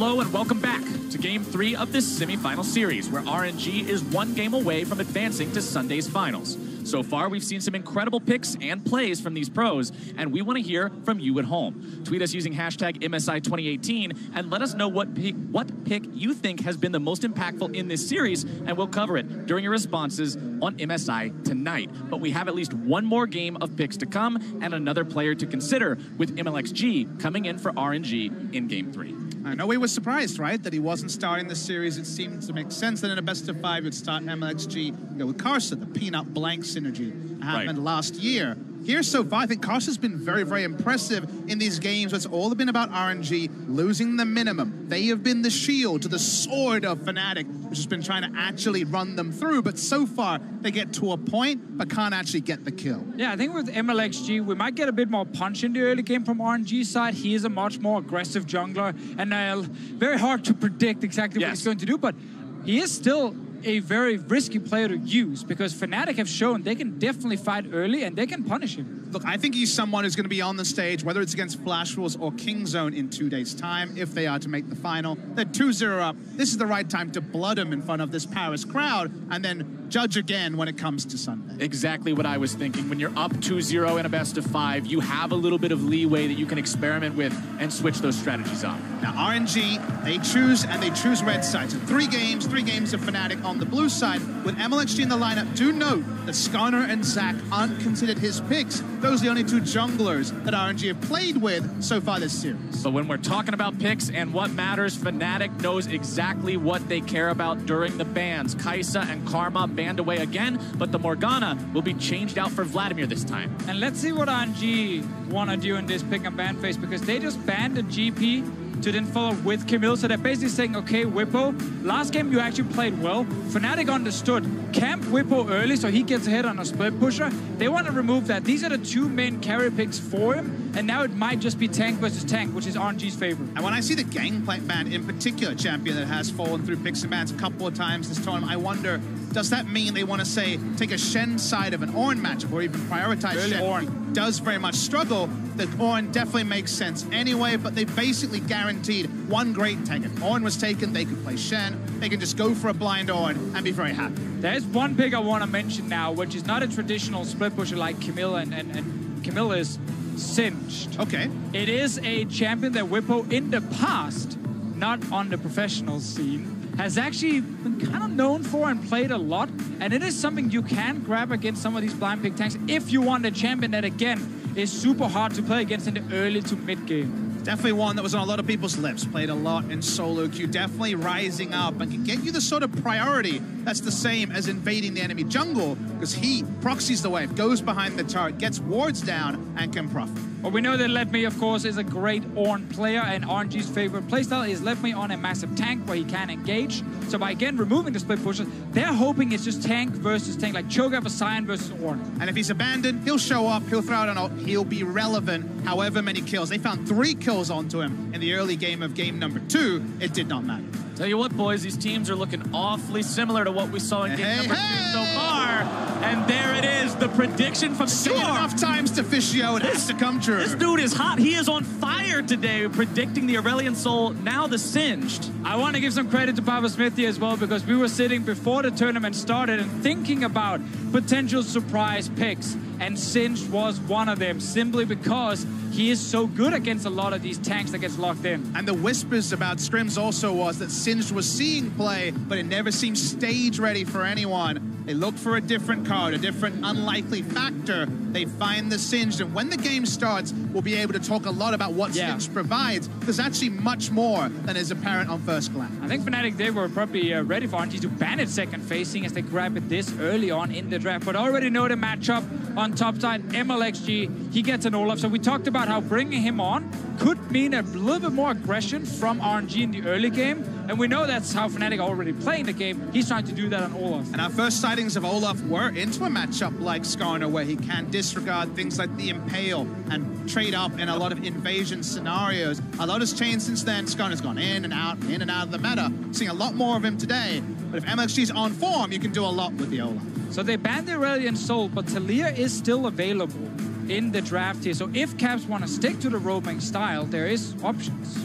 And they do decide to ban out the Irelia from the side of Fnatic. Remember, that's what RNG played against them in game number 1 when they had that Taliyah. And they'll ban away the Morgana that was previously the round 1 ban. It was more important this time to get rid of the Vladimir, but Morg's still important enough to keep that away from protecting Uzi. For safety in the draft still is RNG, having to wait for Fnatic to round out the draft. They return to the Rise. It's gone down in priority as this tournament has gone on. But just give me Taliyah here. Push in, roam up to Sin's side, and then once you feel okay, now Sin can actually sit behind the turret, you can play on the bottom side. And when Sin is left alone, he's so hard to deal with. I think Taliyah would still be the smartest pick for Fnatic. Taliyah Singed is just the worst day in the life of MLXG when it comes to actually getting anything going. It's going to happen. It's going to be locked in here. And if the early game goes to ban, if there isn't a crazy level 1 that really throws a spanner into the works for Fnatic, watch and track MLXG. He had bad timing against Peanut. It could actually be worse here in this game. 1 pick left for the LPL representatives. They know they're up against Braum and Ezreal in the bottom lane. They know they've got the Caitlyn yet again. What do they complement it with? And it looks like, once again, the saving power of the Tahm Kench is the call. Yeah, I don't think they care too much about using the Devour here to stop a single ability. It's more the Tahm Kench ulti that is huge, because we know Fnatic are playing, you know, multiple lanes. They're flying around the map, and Tahm Kench ult was used very well by Ming beforehand to try and match these aggressive plays. Small fun interaction. We don't often see Singe too much in team fights. I think this will be a pressure game. It won't be about the 5v5.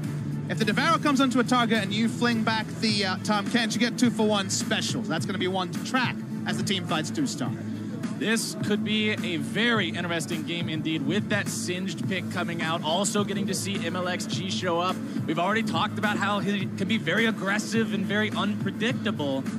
But that could also be a win condition for Fnatic. If you can predict the unpredictable and shut him down in the early game, maybe that's how you get a big enough lead to win. Yeah, the last 2 games we have highlighted how RNG's late game team fight is basically unstoppable if you look at the compositions. So it's made it very hard for Fnatic if they ever got to the late game 5-on-5s. I think the current draft, while it is still late game, that is fantastic for RNG, it is easier, air quotes, easier to deal with for Fnatic. The 70-30 of game 1 and 2 has been reined in. 55-60 still for RNG, but not night and day like we saw with those earlier games. For Fnatic, you've got to make sure that you're still maintaining that strong mental state here as well. We saw in the player cams last game, after losing those smite fights, Broxah seemed frustrated at the end of the game as the Nexus was falling. It was Reckless who seemed a bit flustered. As long as Fnatic can keep their heads on straight and make sure they're coming into this game ready to rock, there's still the possibility of the reverse sweep. Yeah, and as long as Fnatic keep drafting roaming mid laners, I feel confident in saying that Fnatic know they can win with this style, because it's execution that where it goes wrong. It is not the draft, and I'm glad that Fnatic keeps sticking to it, and they're probably going to play aggressive again. While we won't talk much about the mega adhesive that Singe W the Goo until we get to the late game team fights, the first time I became a believer of the semi-reworked Singe was Cloud9 when they played it at Worlds, going for the grounded effect of the Goo into the Orianna shockwave and guaranteeing the shockwave. The seismic show play here from Caps has a similar interaction and could be oh so pivotal.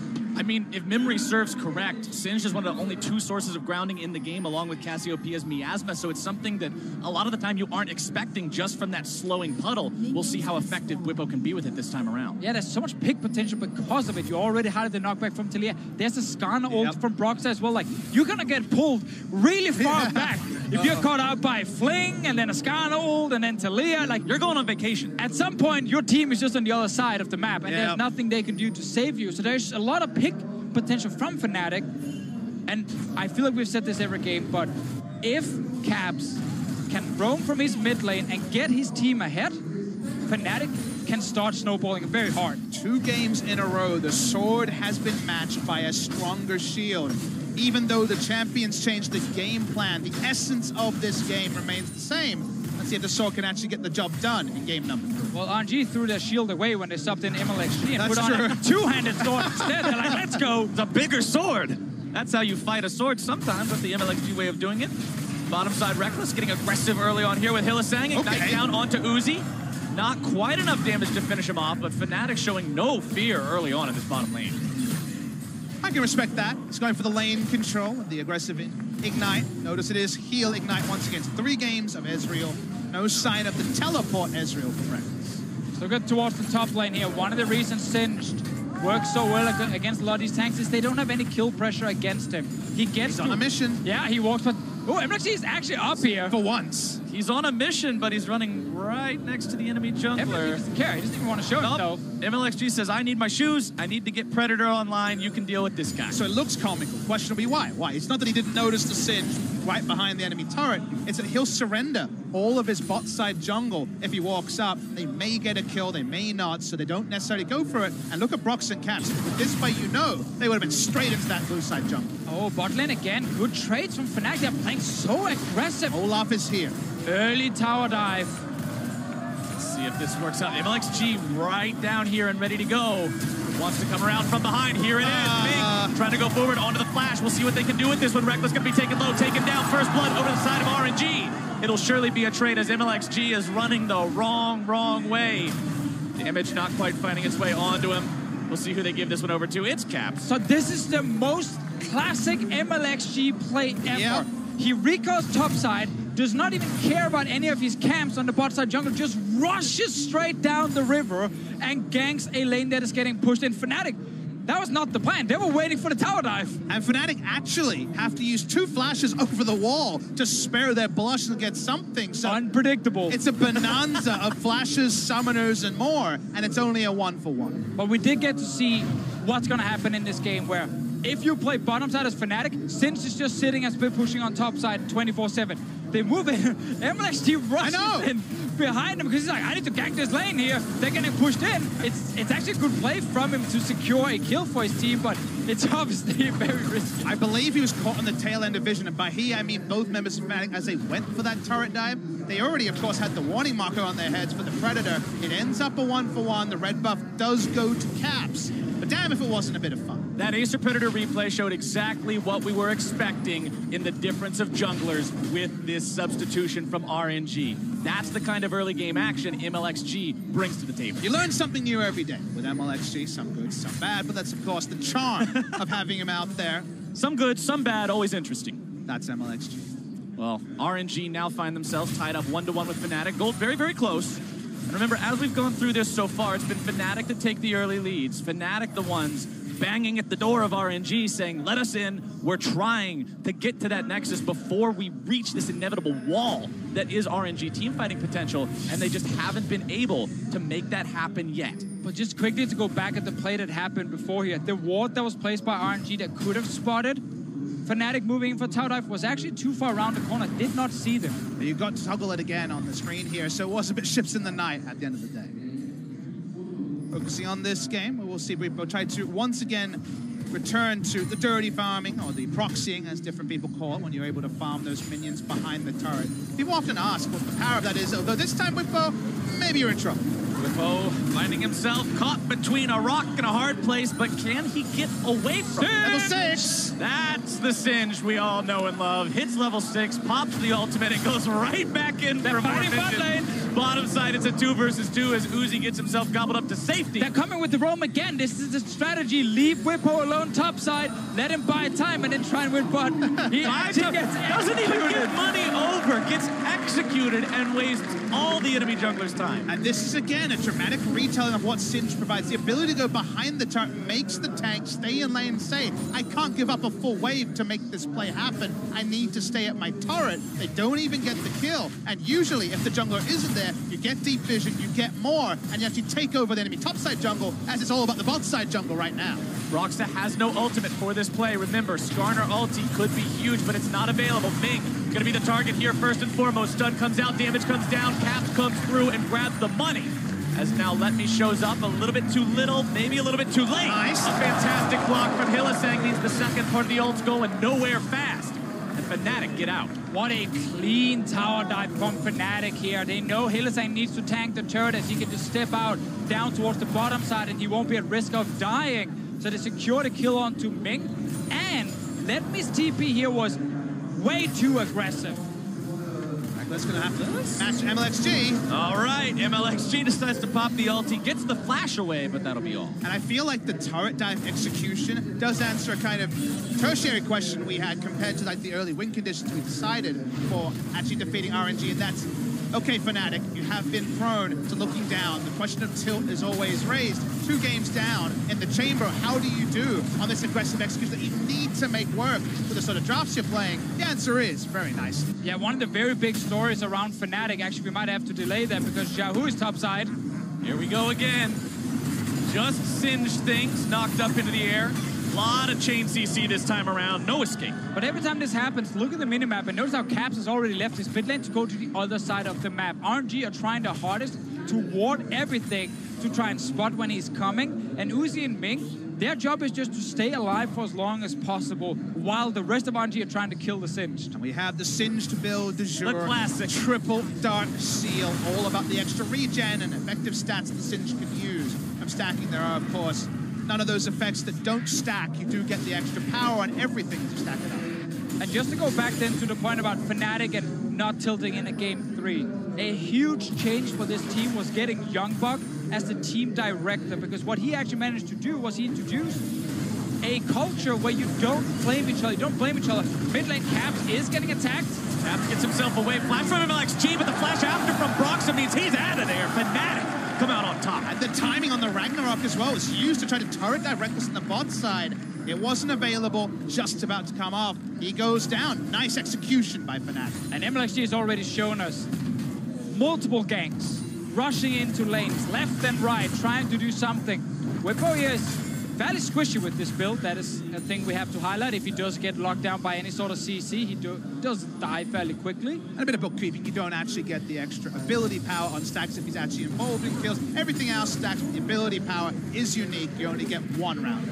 Let's see what build he wants. Some people, you know, you have the Rod of Ages into Rylai's, you have Righteous Glory builds, you have Leandries as an important item if you want to deal damage. Tons of options. The mana scaling was removed, so you get a lot less heavy mana builds. I think Rod of Ages is a bit of a thing. Abyssal Mask, maybe? Abyssal Mask, possible. Rylai's Rush is a big one as well. That's what Impact had to do over in North America. Impact had the Singed bans, but no Singed games at this tournament. But you're right. The thing with Singed, you kind of look at all the ability power and tank items and say, maybe, yeah. Yeah, it all good. Great. There's a lot of things you can go for with it. We just have to see what Whippo decides to grab for himself. Remember, one of the deaths on his side was an execute onto the turret.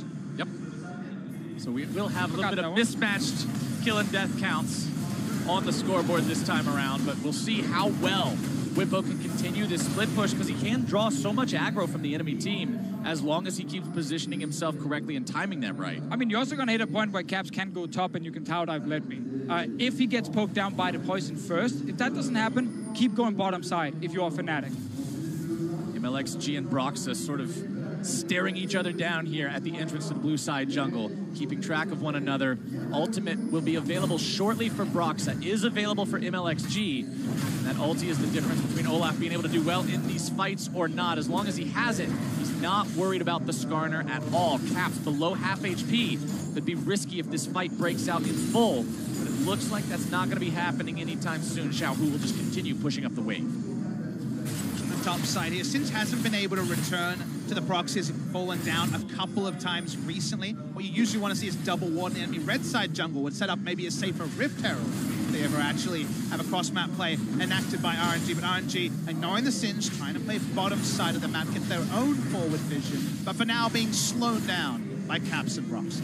They wanted to contest the chickens, but it's very, very dangerous to fight Skarner in the Spires. He has unlimited mana. He's really, really fast. They back away from that one, not one to risk it. Oh, another important thing here for RNG is the fact that the BF sword came in from Uzi makes it a lot easier for him to actually push back the wave. Because the way you normally set up the dives here for Fnatic is that Reckless and Hilson gets the push, then Caps and Broxus shows up and you're stuck under your turret and you get collapsed on. But Uzi is actually able to match this push very easily, and then they can just step away from the wave if Caps is roaming. And Caps needs to use a defensive ult now, which will slow down the snowball a little bit. First time, honestly, in the first 15 minutes, we're seeing RNG control pace of the game. And speaking of controlling pace... Whippo again, caught out a bit here, tries to run himself away. Remember, he has the Boots of Alacrity for bonus slow resistance. but he's not that resistant to damage. Does go down for the third time. Still very squishy, and the moment the ult is used defensively by Caps, then Fnatic then realize, oh, we can't actually do anything if they attack Whippo, and MLXG, he just runs straight to that top lane with Predator. We get the answer. We do see Aether Wisp in the inventory. It's going to be Shirelius, you'd have to think, from the Singed here. Turbo Singed, the expectation when you see that item this early. Xiaohu hanging around bottom side, but remember the Realm Warp was used shortly ago, a little while ago, to make sure they force the ult away from Caps so that he doesn't have that to make a play for a turret dive. So I have to remember that Ryze ulti was nerfed again. Yep. And the cooldown is now sitting at that 180 seconds. It's very long. The base. It's very long. You feel like it's a completely new game when it actually is ready once again for you. We'll go down slightly with the CDR, but for Xiaohu, it's hard for him to follow things like a Taliyah. But Ryze is one of the champions who can do it, and obviously can port another member with him if needed. But there's ways for Xiaohu to try and match the roaming. Whippo just continues throwing Let Me around up here in the top side. The CS very even between these two. The early Abyssal Mask from Let Me does a good job at preventing some of that poison damage, as well as making it so Whippo takes a bit more from the Bellows Breath whenever he gets in range of the Ornn. In the jungle, you can see Cinderhulk's completed along with those Predator boots on both junglers. Bottom side, whoop, Uzi barely gets it. And he's been stifled, right? That's the thing about Whippo, is after falling down 3 times, been stifled, less of the proxying, just trading farm with Ornn, who has enough items now, the Catalyst completed into the full Abyssal Mask to stand up, tank the wave, and take trades. It means the Singed isn't creating map pressure top. As you mentioned, Deficio with the BF sort onwards, Uzi is getting lane control and bot side.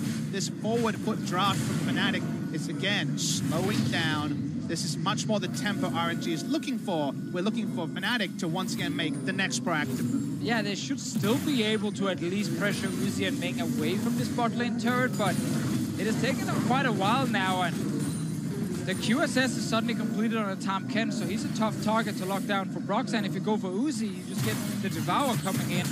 So it's very smart itemization from the RNG bottom lane, and you can see here how they are not really too scared and they can instantly just kill the wave. Now Caps is on his way, the mist should be called, and they should be just stepping back. Or they can go forward and trade, now they might die. Ming and Uzi have to retreat from this one. Caps and Brox are showing up. MLXG looking to come in from behind. Tahm Kench ulti goes through, still looking to make the plays. Caps over the ball, going to be chased down by MLXG. And he's the first one to fall. Ryze ulti comes through, able to find a little bit more damage. Ming now spitting Hylissang back out, popping the shield on his own thick skin. The CC onto Hylissang is incredible, but not incredible enough. He'll still walk himself away. It's 1 for 0 RNG, but now Uzi goes too far forward. He's going to be punished. Ming goes down too. Awesome turnaround from Fnatic, but MLXG is still here. Xiaohu is still here, but they won't find anything else. Execution from Ming there was very off. Wasn't expecting the re-engage out of positioning with the flash. Couldn't get the Devour. We're still fighting though. This is another one of these long extended fights. These teams are bloodthirsty in this third game. I don't think it'll go on any further. Maybe. These are famous last words when RNG hits the rift. Meanwhile, Whippo is his top lane, pushing in here. Let Me has returned after just 10 million fights. We'll talk about the replay, then talk about Whippo. But the replay starts, and RNG are ahead of this way. They know what to do. And MLXG has snuck all the way around. Caps finds the threat in melee range. Not the strong suit of a Taliyah. And I thought that would end the action. But specifically watch Uzi here, as for once, he's caught red-handed. Yeah, he wants to get, after trying to get the kill on the Hylissang, he thinks maybe, oh, that's one more hit on him, but Brox actually hides really well around the corner here. I think Let Me was looking for opportunities to try and TP down, and that's the TP we saw just at the end that was cancelled, because obviously there's still a Singed right next to him. So Let Me ends up staying in his lane, but wanted so badly to join this team fight and get away from Whippo. Greed is a deadly sin indeed. Uzi now 0, 1, and 2 from now on. He was part of the kills they got, but you hate to see it happen when you just get a little bit too trigger happy to clean up a bit more on the end of the fight. Fnatic now sitting at about, honestly, not much of a gold lead at all. 300 gold, only the difference in the kills between the two teams 16 minutes in. And it's very important to highlight with Singed compared to other tanks. His scaling is not that great. Sure, in team fights, the grounded or one good flank can be important, but it's not a massive Ornn ulti that can hit 5 people at once. So it is going to be tough for Whippo if he doesn't start getting ahead in this lane. And we have to connect that point to teleport plays. Ornn teleports in. We know the Horn is coming in, and then it's a big teamfight impact. Singe needs setup time after a long teleport channel. Doesn't have that same impact there either. Xiaohu almost walked towards that river brush, but just giving Brox and Caps a little bit of false hope there as Fnatic, again, moving members up into the river, crossing into enemy jungle territory. Glacial Fissure coming down now onto Ming. Predator has been used by MLXG as he wants to go a little bit further forward onto this one. Loses about half his health. Ming gonna be the target. They know he can save anyone else. Reckless also gonna be here providing firepower. Ming still barely gonna be kept alive. Caps grabs the damage onto him. Xiaohu now. Whippo going in. Flash into Fling and Uzi's gone. Fnatic were looking for a fight and RNG thought they could take it because Lenby was walking down from top lane. He didn't have his TP, it was used before and cancelled. Whippo had his, so the moment Fnatic realized, wait a minute, this is a 5 versus 4, they just turn and kill him. Say whatever you want about Singe teleports if he's the only one coming in. Turbo Singe did the work, got the flip, and Fnatic now will at least take bot lane turret off the bat. Awesome fight there for Fnatic. One-upping RNG, taking them down in those team fights that we've been talking about so much this series. That will be turret first blood over to Fnatic. And critically, gentlemen, this is that one condition we've talked about in the past games. RNG getting first turret bottom, 100% win rate. Not in this game. That is very, very true. And if you are Fnatic, I feel like every single time we talk about them slowing down and how it's in RNG's favor, we get a big fight like this one. That's what they need to do. And Fnatic, it actually doesn't start that well for them, but if you look at the minimap, let me walk from top lane, Whippo can TP. Fnatic, they realize he TP's in, and now RNG, you're stuck. And Ming was guarding the blast plants where they didn't engage, and then Whippo says, I'm pretty damn fast. He gets Chilling Smite, you wouldn't notice. Gets on, flash in. Uzi's dead, of course, used that summoner earlier. Great execution by Fnatic. Some awesome communication and team play from that Acer Predator replay. You can see right there, Fnatic coordinating well, taking down another turret now in the top side, bringing that lead up to 3,500. It'll be shrunk a little bit as Uzi grabs turret bottom side. And we got a small example in that fight of some of the small things to look for with the amount of knockbacks. It was Caps with a knockback coming in. It was, of course, the fling from Whippo onto Uzi. We're going to get a lot more of this. So these are fairly spread out fights. Will be very good for Fnatic if they can just secure that one little pick at the start of it. And securing picks is much easier when you can get into enemy territory, set down some wards like we're seeing Fnatic do right now. MLXG and Xiaohu again trying to invade the Fnatic jungle near the Raptor pit, take control over that area, but it's Fnatic with a multi-man push in the mid lane, but it's Uzi knocking down the tier 2 bottom side has an answer. What more did you get was a question we asked in game 1, in game 2, and Fnatic have really come back. Found a lot from that play bot side. Bot lane, turret into a Drake, into the Rift Herald, and the threat of another turret. They did end up, of course, trading the mid lane outer of RNG. They're an inner turret, but it's actually very difficult to return to an inner turret advantage unless you have a Camille or a Split Pusher. Ornn is very unlikely to walk bot side and crack an inhibitor himself. Important to note, the Ornn also has the banner of command up and running now, which is a very big hassle for Singe to clear away that minion. It's immune to spell damage, so he's got to sit there and just bonk it over and over again. Not what he wants to do. Got the dematerializer, a few stacks still left, so there's a couple of minutes now where he can deal with it that Fnatic can still use to try and get another fight. Now Whippo will get attacked. Xiaohu and MLXG are going for him. Ming could also ult in, but Baron is alive, so that would be risky. Whippo buying time as Singe wants to do. Runs into MLXG here. Nice. CC locked down, no way out. Good problem solving there by the side of RNG. No real way for him to go in. It didn't have his flash out. Nice pincer. That's what you want to see.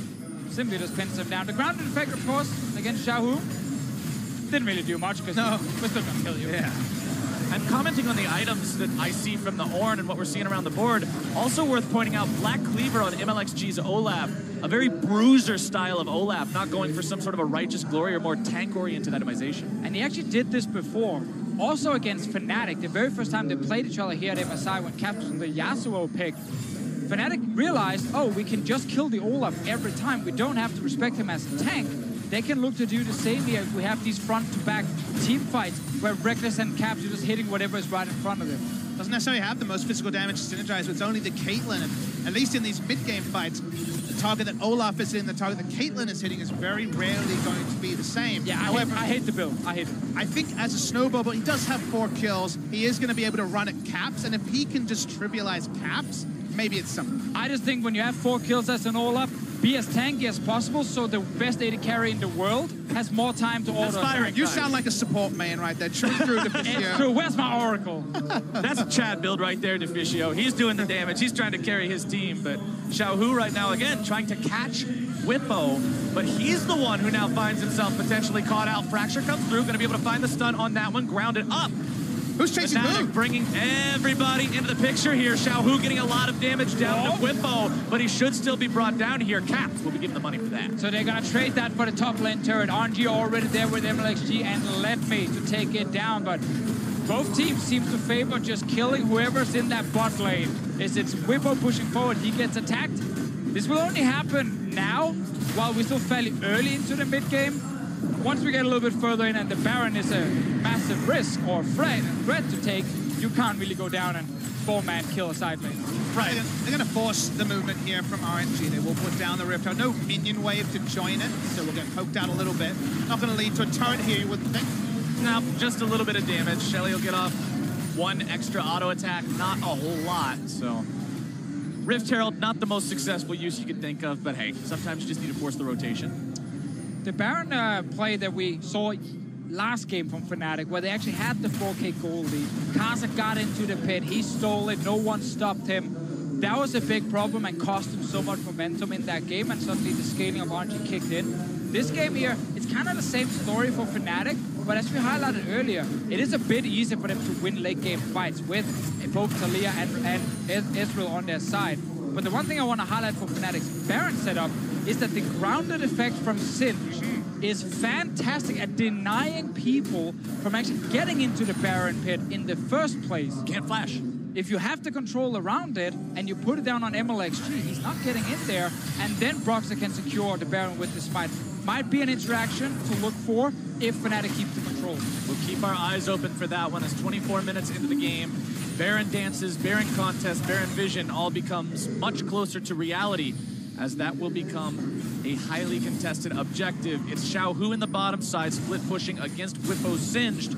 And that Singed doesn't have a lot of tankiness just yet. Leandri's Torment, Shurelya's Reverie, Uzi going to be forced to be saved by Ming's Tom Kench. Tries to get himself away, pops the heal to give Ming a little extra move speed to avoid the shove. RNG thinking about maybe needing to collapse there, popping the Predator on the Olaf, but now bottom side it's QUYYN using the ultimate, trying to escape from Xiaohu, who flashes forward to land the Rune Prison. TP now going to be used, QUYYN trying to escape. It's going to be a split fight at the start. They've already lost the top laner for Fnatic, as Rekkles is caught behind enemy lines. A little more damage to finish him off. On the front line goes Xiao, who's still surviving for now. But Tom Kench counters Skarner as they're still able to find more damage. Hits RNG with a 3-for-0 as Hylissang and Broxah have to run away. Oh, Fnatic lose so many kills here. RNG, they see that Singe in the bot lane. They know he's squishing. They attack him.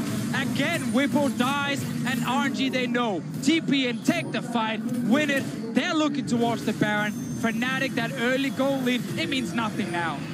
Seeing the Singe getting assistance from his team, but just as Hylissang walked up and it looked like Singe had flashed to safety, they realized they were caught between a rock and a hard place. There's no way out. Rekkles went down early. Now the Baron has started at very low for RNG. And that save from Ming at the end is exactly why this champion with a QSS is so good against Skarner. If he's anywhere near the person you pull, the pull is neutralized, and they don't lose anyone.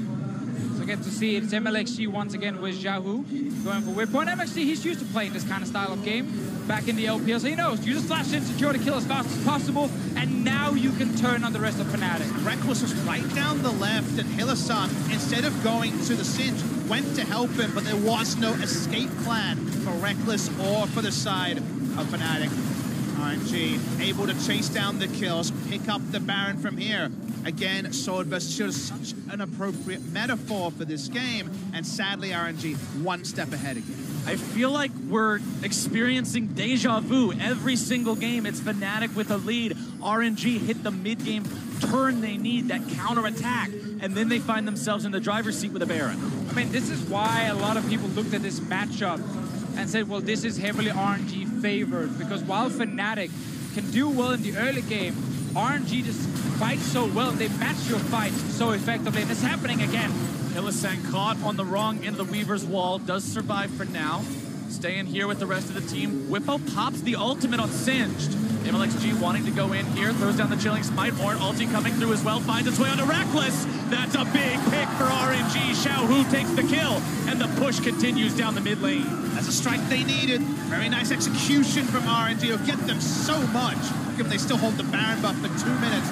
Mid lane, outer turret goes down, and those hopes of Fnatic forcing extra games goes down as well. They've got the Baron buff for 2 minutes. There's no Braum ult, no Singed ult, no Talia ult. Fnatic tools are not available to stop this assault. RNG will continue for now. They lose the minion wave. Tier 2 still kept alive. And early in the game, RNG indexed heavily on magic resist. Multiple magic resist items on everyone. It was a double Abyssal Mask game. Rise and also Let Me on the Ornn picking it up. Now the armor is getting pieced together with the gold lead they're putting down. And Reckless going down first plays into the hands of RNG. So RNG have taken now all these outer turrets here, only missing the one in the mid lane. Meanwhile, Whippo was in the side lane. Just like last game, big difference between Camille and Singed and how fast you're gonna kill the turrets. So Sin split pushing is rarely gonna be your win condition. He can push and he can join for a surprise flank. That is a way to create a pick for them, but right now, it's all RNG favor. It's been a team effort to shut down the Singed. We saw MLXG earlier, Xiaohu roaming up, Xiao in the side lane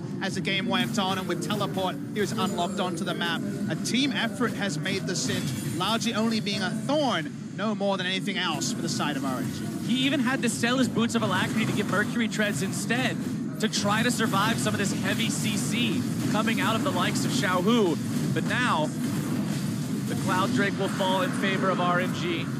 We'll see what else happens here as they've still got 20 seconds left on the Baron. Probably not going to be too much more done with that.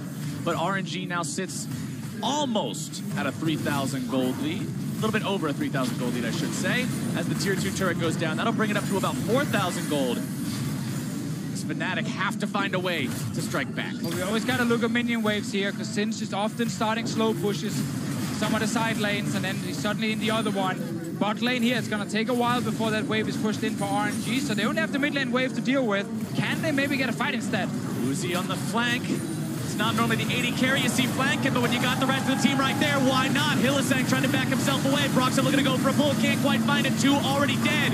Reckless looking to run away. The Ornn ulti comes through. Reckless still able to sidestep that one. MLXG survives, but RNG have found themselves 2.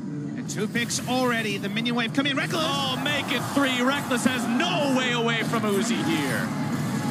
This is all with Singed still in the side wave. He's going to have to recall. He's getting consent. Caps wants to go after Uzi, but instead he gets caught out, beaten down as well. RNG, 4 dead opponents. They push into the base. They've got themselves already onto inhibitor turret number 1. And we said this before, yeah, RNG, they're so good at playing these scrappy games, playing games with tons of skirmishes and team fights. This is what they do so often back in the LPL. Fnatic tried their hardest to really get ahead in these games here, but every single time that RNG managed to match it and get the advantage over on their side. It is now 2 inhibs to 0, a 7K goal lead as well for RNG. Times are dire for Fnatic after that push. Disaster from RNG's success in that setup. They just weren't ready to stop it on the side of Fnatic. And Fnatic, at the end of the day, did their research and said, we need to attack them, we need to roam. This is how we got our advantages. They played to that. RNG also were fully aware, and their defensive play has been beautiful. This was the outnumbered fight. Singed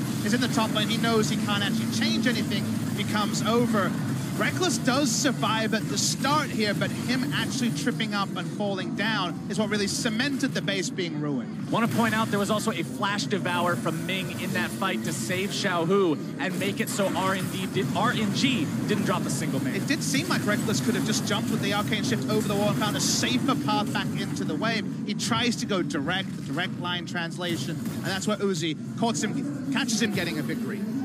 There's 1 inhibitor left to take now for RNG, standing there on the top side, and you can see the team focusing their efforts on pushing that down now. Whippo still across the map, but likely realizing the team's going to need him. One more big lost team fight is the game for Fnatic. Right now, it's looking like RNG will go into the final on a 9-game win streak.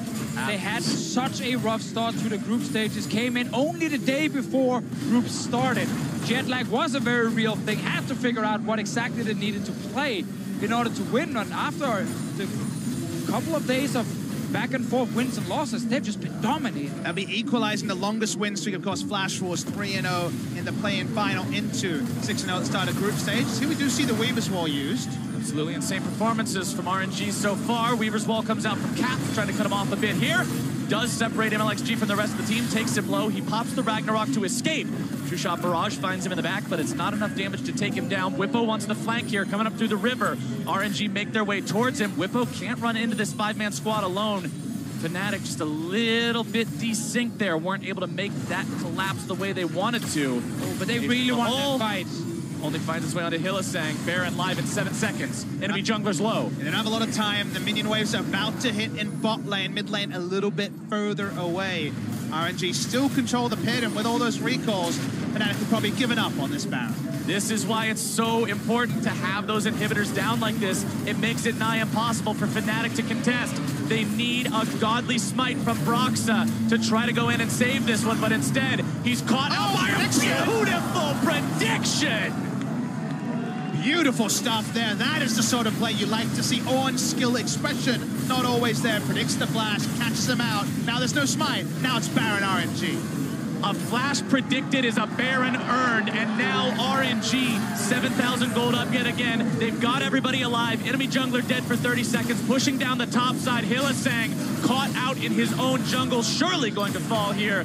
Ace in the hole comes through to seal the deal. Uzi goes on a rampage, and the march down the top lane continues. They gotta wait for the minion wave, but it's on its way for them to get that last in. If Fnatic will be forced to go back and try and defend.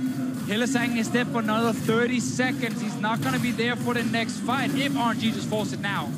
Waiting on the minion wave doesn't seem to be the plan. They at least get a couple of pot shots onto that heavily armored turret. There we go. Now we've brought him up. The minions are here to party. Seismic shoving him in. Not really a very important target. Caps now being chased down. There comes your Orn Horn as Caps gets bursted, barely getting himself away. The damage coming through. The Guardian Angel into MLXG. Reckless finds a shutdown onto Xiaohu. He's able to grab it on MLXG as well.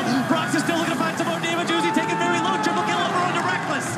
He's gonna look Big for more trying to get away from this one. Surely there's no way out. A Quadra for Fnatic's AD carry. Let me as the last man standing. They want to just provide time for Reckless to walk over here and take him down.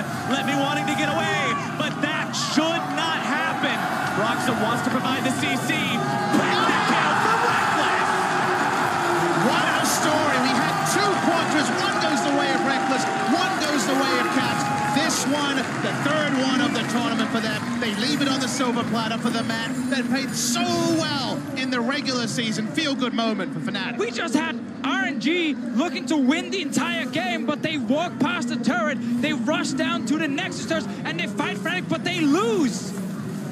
The beautiful thing about this one, guys, is why it happened. The beautiful thing was they actually had Ezreal and Sin split pushing. There were no super minions pushing in because they killed both waves before that all started. A sloppy play from RNG may be the breath of hope Fnatic needed. Let's take another look at how they do it. They all jump in. The turrets are there dealing a ton of damage to MLXG and the rest of the team, and Caps, while he takes so much damage, he stays alive, and Xiaohu is suddenly knocked back, and he's going to be taken down. Uzi's under turret here again. Both minion waves pushed out, so nothing's around to create any more threat in the base. But Fnatic are able to clean up, and that's why we get that extended pentakill. That is the first pentakill of all of MSI 2018. Reckless, like you already said, got a quadra kill earlier. Caps got a quadra kill earlier, but this is the first one that goes all the way with this last shot.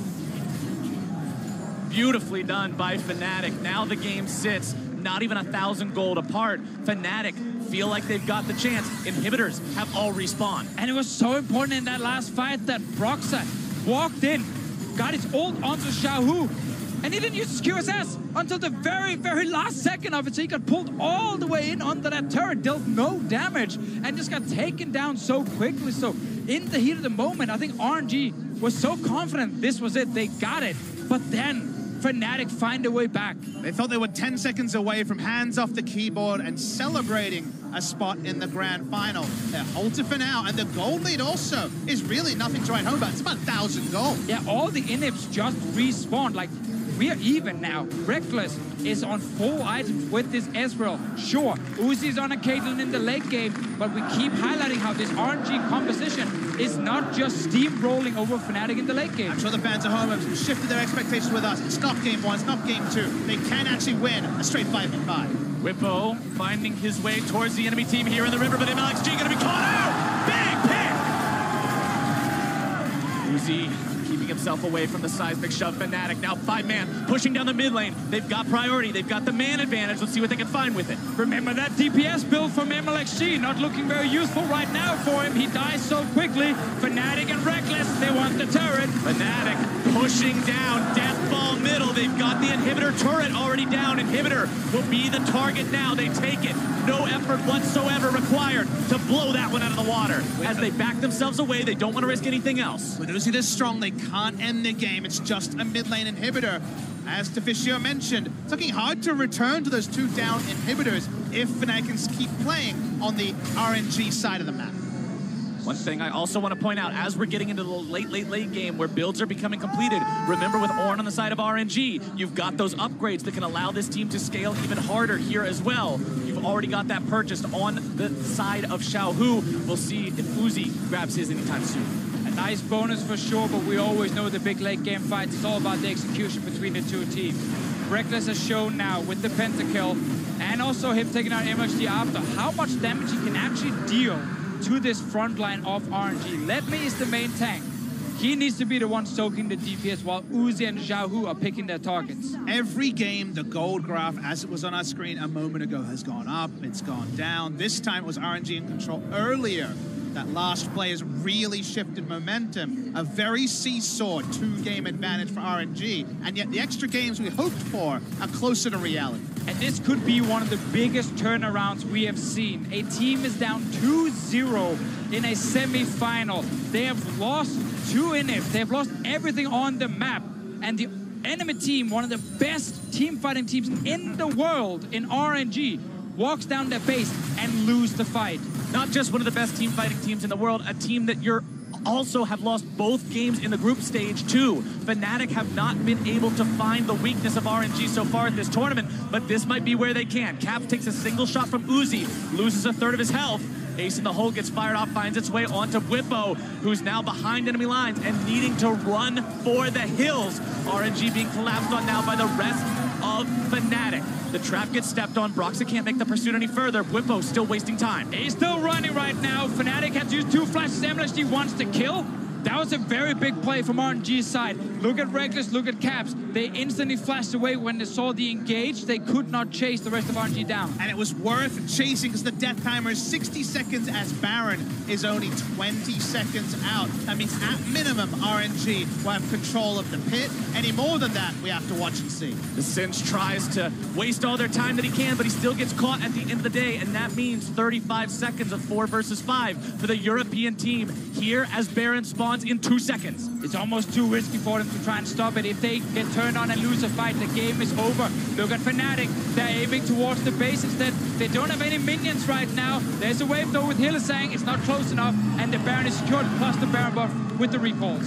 Baron secured. Fnatic just pushing out the waves, like you said, too risky. Can't try to 4 versus 5 that. You lose the game unless it goes perfectly. So now RNG again get to try to put the final nails in the Fnatic coffin. It's their Baron, it's their push, it's their momentum. It's one of the few ways you can force Fnatic to square up, to actually fight you mano a mano, because you have the Baron, you'll roll through, you feel so confident in your 5v5. That on upgrade you were mentioning is there, the Molten Edge being worn by Uzi.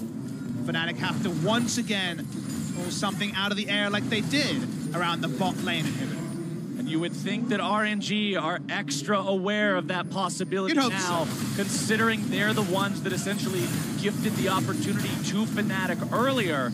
I expect a very level-headed approach from them as they go towards this now, not wanting to run past any more turrets, but we'll see if that's the case. Ace in the hole fired off, only finds Broxah. Have to keep remembering the grounded effect into a fling from a Cinch. Suddenly you're split from your team, and Fnatic can try and take you down, but there is no flash for QUYYN. It was used in that last little chase he had down towards the bottom lane, and that is a big thing for his own team back impact, because now RNG are gonna see him run at them. They can react appropriately. Whippo, you would think he wants to find himself on the flank here as well, running directly at this RNG lineup, not likely to be very effective. Caps is off to the side, wants to see if maybe he can find an angle, but it doesn't look to be so. Seismic Shove only finding its way onto the minions. RNG continuing to push up bit by little bit, allowing that enchanted cannon minion to do its work onto the inhibitor. True Shot Barrage fired off, only does a small amount of damage. Locking the Iron Solari shield going to be used there to block against it. Cannon minion tanks for a while, but still goes down. RNG push continues. The next minion wave is already colliding. Fnatic wanting to stay topped off here. Yeah, Sinchcomp actually forcing in 5v5 and defending this well. It's not necessarily predicted, but it is so far sticking. You feel like Uzi is 2 autos away. Has not enough safety. There's those autos. They get 1 inhibitor. Remember, they needed a 5v5. Even though there was 2 inhibitors exposed, they only get the 1. Again, missing that flash for Whippo just hurts them so much. Broxa can be the man to jump in though with his engage. QSS, however, is on for Xiaohu. It's there for Uzi. It's there for Ming. It is not easy to find a target. So Fnatic, they're lacking a good way to start the fight here. And RNG, they know that. So by them just sitting back and sieging, they force Fnatic to try and overstep. Only the Weaver's Wall maybe exists as a way to create battle terrain rather than sieging terrain to start this off, but it's a multi-pronged process. He can't do it alone. But now RNG back away, push up, back away, and push up. No threatened engage yet by Fnatic. Uzi will just continue putting pot shots into these turrets whenever he gets a chance. The cannon minion will do the same. Gets thrown forward by the Seismic Shove to keep it in range. Oh, look at the bot lane as well. There's an army of minions on the way for RNG. Whippo can go down and clear it very fast. RNG knows this. Remember, they can step through the wall here. Yeah, Searing Charge does create terrain there, so even that hope of making something happen needs to be fully pounced on instantly. Third and last inhibitor turret falls down. Final inhibitor turret gone means RNG now have access to the entirety of the Fnatic inhibitor line. Will they decide to go for this one? Are they going to rotate down to that army of minions in the bottom side? Top lane inhibitor still at half HP. Ace in the hole fired off yet again. Fnatic looking for the opportunity here. They don't just want to give these away for free. You don't want to have those double super minions pouring in. 20 seconds on the flash from Whippo. Maybe then he can try and jump in, but man, it cost him so much. Because Fnatic have been sitting back and just watched multiple inhibs die, unable to start a fight. 2 inhibitors down, but at least it's still not that third one. As soon as that goes, you're in a world of trouble. You're pretty much stuck in the base. RNG seeing this opportunity, they go for the Elder. And RNG, after their mistakes in the bot lane inhibitor, are dotting their I's, they're crossing their T's, they're definitely second-guessing every move they're making. They know they're in complete control. Should be the first Elder of the game, happily claimed by RNG. And with 3 Elemental Drakes under their belt, that's quite a true damage burn being applied by that. It's a very daunting team fight task now for Fnatic to have to fight these guys. And now we're getting the CZ rods coming in. Build it. Once you've placed it, go back, sell it. Buy a real damage item for yourself. It's Reckless who did it this time around. It's just, again, try and create more push from your base to buy more time for your team. It's a small thing for Fnatic, but it shows how much gold is in this game already. It's going to have to be the small things. That flash is up for Whippo, the big engage there onto the ground, and that has to be the case. A perfect wall, maybe that's it. They know they have to fight. The Alamo, the last place they fight for, has to be this third inhibitor. In a situation like this, where a loss here means you're out of the tournament, you've got to take every little advantage, every little possible avenue you can to try to raise that chance of victory. The push will still continue here from RNG. Remember, the Elder Drake burn doesn't last a terrible amount of time on the first take. So Fnatic will try to weather that storm.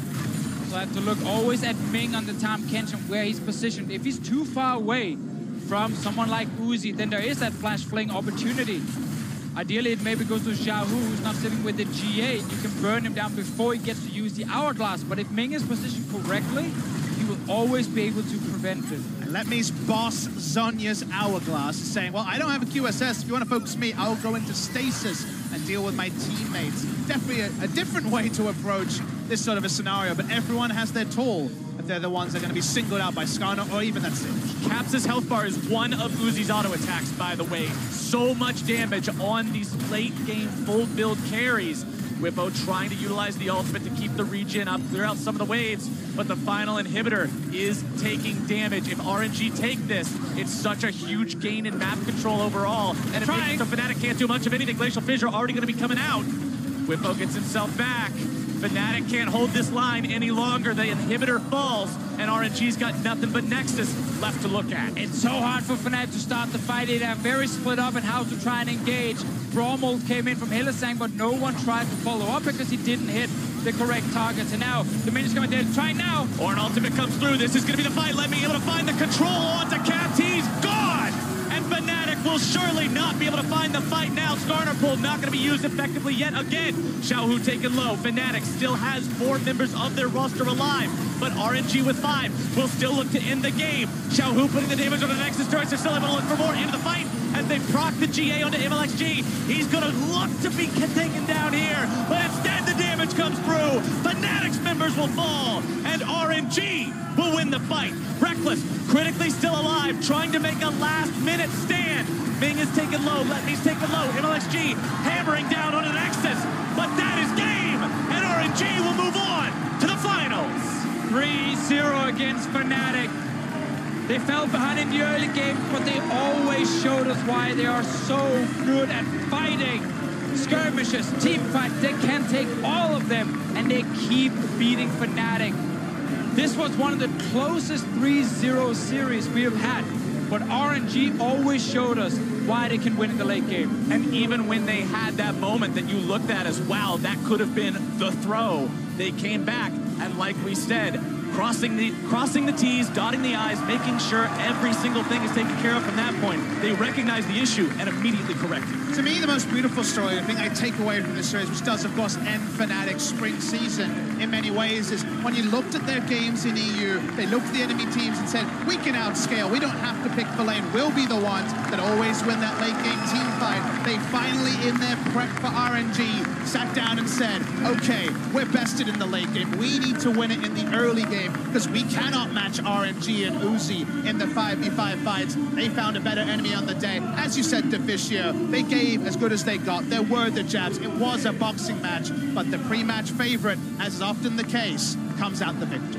RNG have to feel good about finding that win. They looked good in their wins. It wasn't perfectly clean, but at the same time, their team fight execution, their ability to stall out and play to win conditions was well demonstrated. That's the thing I take away from this was, the ability to always match constant aggression, know how to react to it, so you're not just falling further and further behind. That being said, Fnatic had a lot of big moments where a small thing suddenly goes in their favor. Think of the Baron in game 2, and that game looks completely different. So RNG showed that they can definitely bleed, but they can also fight back. And I think Fnatic take away for their adventures in summer, we can play a different style. We can show the proactivity that maybe only Vitality drew out of them in the playoffs over in EU. So a learning excursion, Caps stepping up and becoming a man in front of the world audience. There's still a lot of good to take away from Fnatic, even though it was a 3-0. And even better things to take away. If you're RNG, you Absolutely. just continue again with Uzi in the late game team fights, but MLXG comes into this last game here.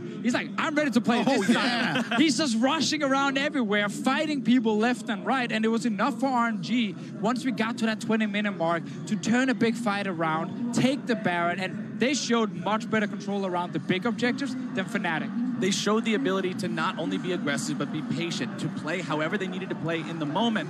And that adaptation is so important when you're playing in these best-of-5 series, when you're playing in these high-stakes matches, and whoever ends up winning tomorrow has quite an opponent to face. We definitely look forward and say for both Kingzone and the Flash Wolves, can you show something that can stand up to the shield of RNG, the inevitability of the late game? If it's to be Kingzone, it needs to be the very best of what we saw on the LCK. They haven't found that on the world stage, and for the Flash Wolves, they win. It's a whole different ball game as well. It's going to be awesome. Yep. I love the fact that RNG are not winning by playing, you know, the super clean, slow style. Nope. Like if a team is attacking them, they attack back. And that is the thing they're bringing to MSI. Well, RNG have earned their spot in the final, and to hear from the winners themselves, let's send it down to Shox and one of the victorious junglers. Thank you very much. I am here with Karsa after qualifying with RNG for the MSI final. Karsa, I just saw you backstage being very nervous, looking at your team to close out that game finally. What does it mean for you to make it to the MSI final with RNG? 就刚刚我们看到你在后台非常紧张的看到你的队友赢最后一场比赛，想问一下你打进决赛对你意味着什么？这是我人生第一次在这种国际大赛上面打到决赛吧，所以对我来说，对我来说是特一种肯定吧，就觉得自己的努力有回报的感觉。So, this is the first time that I actually made to final in an international event. It feels like everything I put in, I dedicated, have come back to me. That it has come back to you. The guys here and the girls are cheering for you, and you say you've worked hard for it. And especially in Game 2, you got 2 steals that were so important for your team to close out that game. Can you walk me through that Elder Dragon steal and that Baron steal that were so important for you guys in Game 2? 也可以看到你打得非常努力，然后在第2把的时候，你抢了2条非常关键的龙，一条远古龙，一条大龙。想问一下你在抢龙的过程中是什么样的？因为抢龙的话，基本上整届都是5-5开的嘛，所以就是队友。就是队友愿意信任我，让我去抢这条大龙，还有就让我去抢这些龙，让我觉得就是感觉是被队友信任吧。So Smite is always a 50-50 chance. So he's really grateful that his teammates are able to trust him, to give him the confidence to go for the Smite. All about the team. Karsa, you do take down Fnatic here on their home turf, and even though it was a 3-0, it looked like a very back and forth competitive 3-0. What can you say about the performance of your opponents here today? 我们今天虽然在主场击败了 Fnatic， 而且是3-0，但是也可以看到比赛过程非常忐忑。也想问一下你 Fnatic 这个对局的表现。我觉得今天2队的表现都比较紧张一点吧。然后我觉得 Fnatic 在前期的表现真的是做的三把都做得蛮好的，就是3把在前期都压制了我们。然后就是我觉得赢他们也是我们比较艰辛的，就比较难了吧，就做的比较难。Well, so both teams were playing a bit nervous today. And they give us a lot of early game pressure and be able to, beat us in the early games. But however, he's pretty happy that they were able to come back. You guys did come back 3-0, fantastic victory. This means you're in the MSI final. How much have you thought about the fact that you might be up against your ex-team, the Flash Wolves, in that final on Sunday? 那你们接下来也要打进决赛了，然后你们有可能会打到你的老东家闪电狼。想问一下，你打到他们你会有什么感受？因为我之前有一次采访说我要暴打他们嘛，就这次我觉得我的回答不会变。我之前不是说要暴打他们吗？然后我的回答不会变。All right, so in an interview earlier, he said that he's gonna, beat them pretty badly, and his answer did not change. All right. Finally, Karsa, you stepped up huge for RNG today, and all the fans have embraced you, also the European fans. Is there anything you want to say to them and all the people that were cheering for you guys? 有什么想对现场的观众、粉丝支持你的人说？就还是老样子吧，就是谢谢大家愿意支持我，然后我会做得更好，希望能拿到这次决赛的冠军。So thanks everyone for the support. He'll try to do his best and do better, and hopefully he can get a championship this time. All right, fantastic. Tons of support for Karsa and for RNG. Thank you very much. Congratulations. Back over to you guys.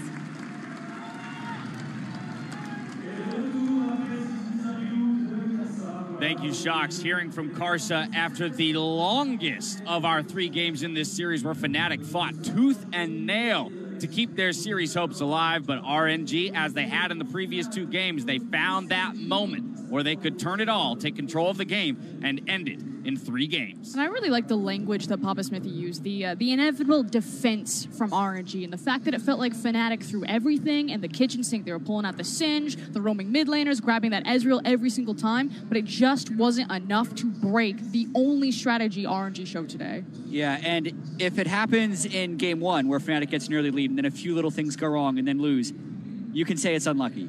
But as soon as it happens 3 games in a row, I think we saw a really unique series here where we probably had the best team at playing with the deficit in RNG and one of the teams that struggles the most to close at MSI in Fnatic. And even though I think they did a great job displaying in the cast how Fnatic was the late game team in Europe, they had switched up and been able to become an early game team, but they never really completed the last part of that strategy. And you could see that it wasn't polished in these games. Yep, I unfortunately have to agree. Fnatic, they couldn't really bring they did bring a different style from what they traditionally did in the European scene. Papa Smithy did say that the only real team that could force them to play that like that was Vitality. What I think this has shown is that there's still a gap in terms of what you need to be able to bring when it comes to international competition, and I have nothing but praise for the way in which RNG were able to not just win through a standard style, but every single time they saw an opportunity to bounce and answer back against what Fnatic had, they did it perfectly. Ultimately, I do think that it is just a matter of experience, however, for Fnatic. This is still an incredibly young squad when you look at someone like Caps, who's just now got more international experience underneath his belt, you know, still kind of growing into this superstar mid laner that everyone sees he's going to become. And then you have the top laner, QUYYN, you know, playing the back half of the playoffs, coming into his first international event. So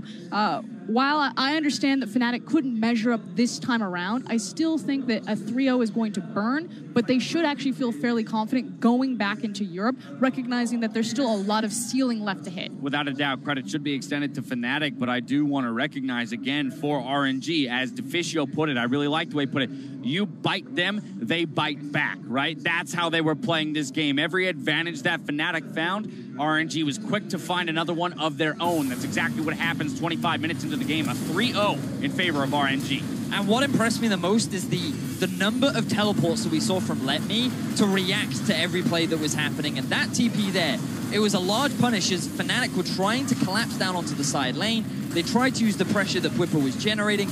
And unfortunately, because of the quickness that RNG were able to implement in terms of responding, they end up shutting Fnatic down. Because RNG are just playing in their pocket right now. I've said this again and again. Fnatic remind me so much of Edward Gaming back in the LPL. Very similar PowerPoints, very similar style. They like the 5v5. RNG have faced 100 EDGs. They beat them in the final. And it's just, if you're going to take it to them, if you're going to try to team fight, that's exactly where they want to be. Yeah, and I also think it shows in their post-game reactions that they didn't feel challenged. Like, the games would show that Fnatic put up an extremely good fight, and you almost want to say that's the best performance you've seen by a swept team almost ever. But just looking at RNG, Uzi had a little smile on his face. Xiaohu's just kind of looking back and forth. I guess it's over. We play Sunday again, right? Yeah, it's almost like they were just warming up, because without actually having their Nexus destroyed in any of those games, they were never under any real threat emotionally. Again, with full control of the game, it was Fnatic who, again, fighting tooth and nail, tried to mount that base defense. Of course, Rekkles coming up with his first pentakill of the only pentakill of the MSI tournament so far, after having one denied from him earlier. This one brought to you by Acer Predator. Yeah, and just the fact that Rekkles had to dig deep here, and it almost looked like the comeback story. I think I've seen this anime several times. I was waiting for the protagonist, Rekkles, to make his debut, and at least he got this moment. And if they would have been able to take this pentakill and move it to victory, it's when the series really would have gotten interesting, because this was the moment where I think everyone had given up, and it reinvigorated the crowd and pretty much reinvigorated Fnatic. The fact that he chased down the quadra kill, they're down 9,000 gold. QUYYN also made an amazing play at the start of this fight, and then this is really just a matter of being able to close it out. And the fun thing about this in particular was we were sitting back here talking about how Fnatic could still win this game. Like, the goal doesn't matter anymore. It's all about how you execute on those fights. But Fnatic, just like they have done throughout this series, failed to find the fights. They could fail to properly execute and set up the fights they want. And RNG were just like, okay, we'll play it steady, we'll play it calm. And this evolution of RNG almost seems unstoppable. In an interesting way, that pentakill was kind of like the little smack to the face that RNG needed to say, okay, hold up. We can still lose this game, right? Let's slow it back down. Let's re-control the game. Let's recognize and remember what it's like to play at the highest level under this kind of pressure and actually close out the best of 5. They control the game. They pick up the buffs. They move in for the final fight, which happens inside Fnatic's base. Let's rewatch those last final moments. And this was a setup where they had very slowly taken all of the outer inhibitors, and they were not going to hard commit without getting the pick first. This time, Caps is in front of the team instead of behind the team. They didn't have to dive through. That leaves no window for QUYYN to have any disruption. And then even at this point, they're still willing to play it slow. Look how far back Uzi is for the majority of this fight. When you listen to the mic checks from the LPL players, a lot of the time when they're coordinating fights, they repeat, slow the fight down, slow the fight down, go, go, go, go. So it's very much about how they approach the tempo of the fight and deciding exactly when they're going to go for that killing blow rather than just ramming everything into it. In an interesting way, it's like the least exciting fight to one of the most exciting series that we've watched. It's quite a way to close out a game, to be tempered all of a sudden and say, hey, let's make sure we lock it down. But credit where credit is due. You can see that Fnatic did put up that fight. You can see it in Rekkles' damage output. This is what people wanted to see from him. Change up your champion pool. Grab something that's more tournament meta, if you will, in the Ezreal. He got it all 3 times. He tried to do work. He got the pentakill. Unfortunately, it just wasn't enough. It's just so frustrating as a European fan to watch them get all these early gold leads and then fail to transition them, but it just speaks to how well RNG have played this series, and I cannot wait to see what they can do in the final up against their opponents that are yet to be decided. Before we get to RNG looking towards the final on Sunday, I want to put a capper on Fnatic. One of the things we talked about coming into the top of the day was the underperformance of a player, a star player like Reckless. He had his 2 highest DPM games of the tournament here today. And I think he played with a lot of confidence in the laning phase today, which is something he's never really been able to do against Uzi. It was helped greatly by the fact that they first picked Ezreal all 3 games, and the fact that RNG was okay taking the Caitlyn into it, but it was different mentality for Reckless today for sure. Yeah, and I don't want to flame Reckless. I think he had a decent tournament, definitely slumped in the very beginning. That said, on a power pick like Ezreal, your DPM is going to go up anyway. You're on a poke-based sort of champion. But looking at his positioning in the team fights, and it's not necessarily always on Reckless, maybe you also look at Hilly, there's just not quite the communication that you need to execute correctly. You said all the time about those Tom Kench ults. Or excuse me. Yeah, I definitely think there was a desync between all of Fnatic in the way they were setting up team fights. Even the last final fight we saw there with Caps in the front, the Tom Kench Ezreal was an extremely good example where they're getting dove by Vladimir, and Reckless is shifting and flashing away from his protection. So not everything's worked out. I will say, though, that Bwipo had a great series. Like, for a young player to come in and place Soaz, one of the big storylines we had throughout the playoffs was very much, can he fill the shoes of Soaz? And I felt like he's done a fantastic job. But a lot of times, if we talk about this series coming down to the team fights, it's the experience, right? Knowing how to operate within the team fight, almost in second nature, right?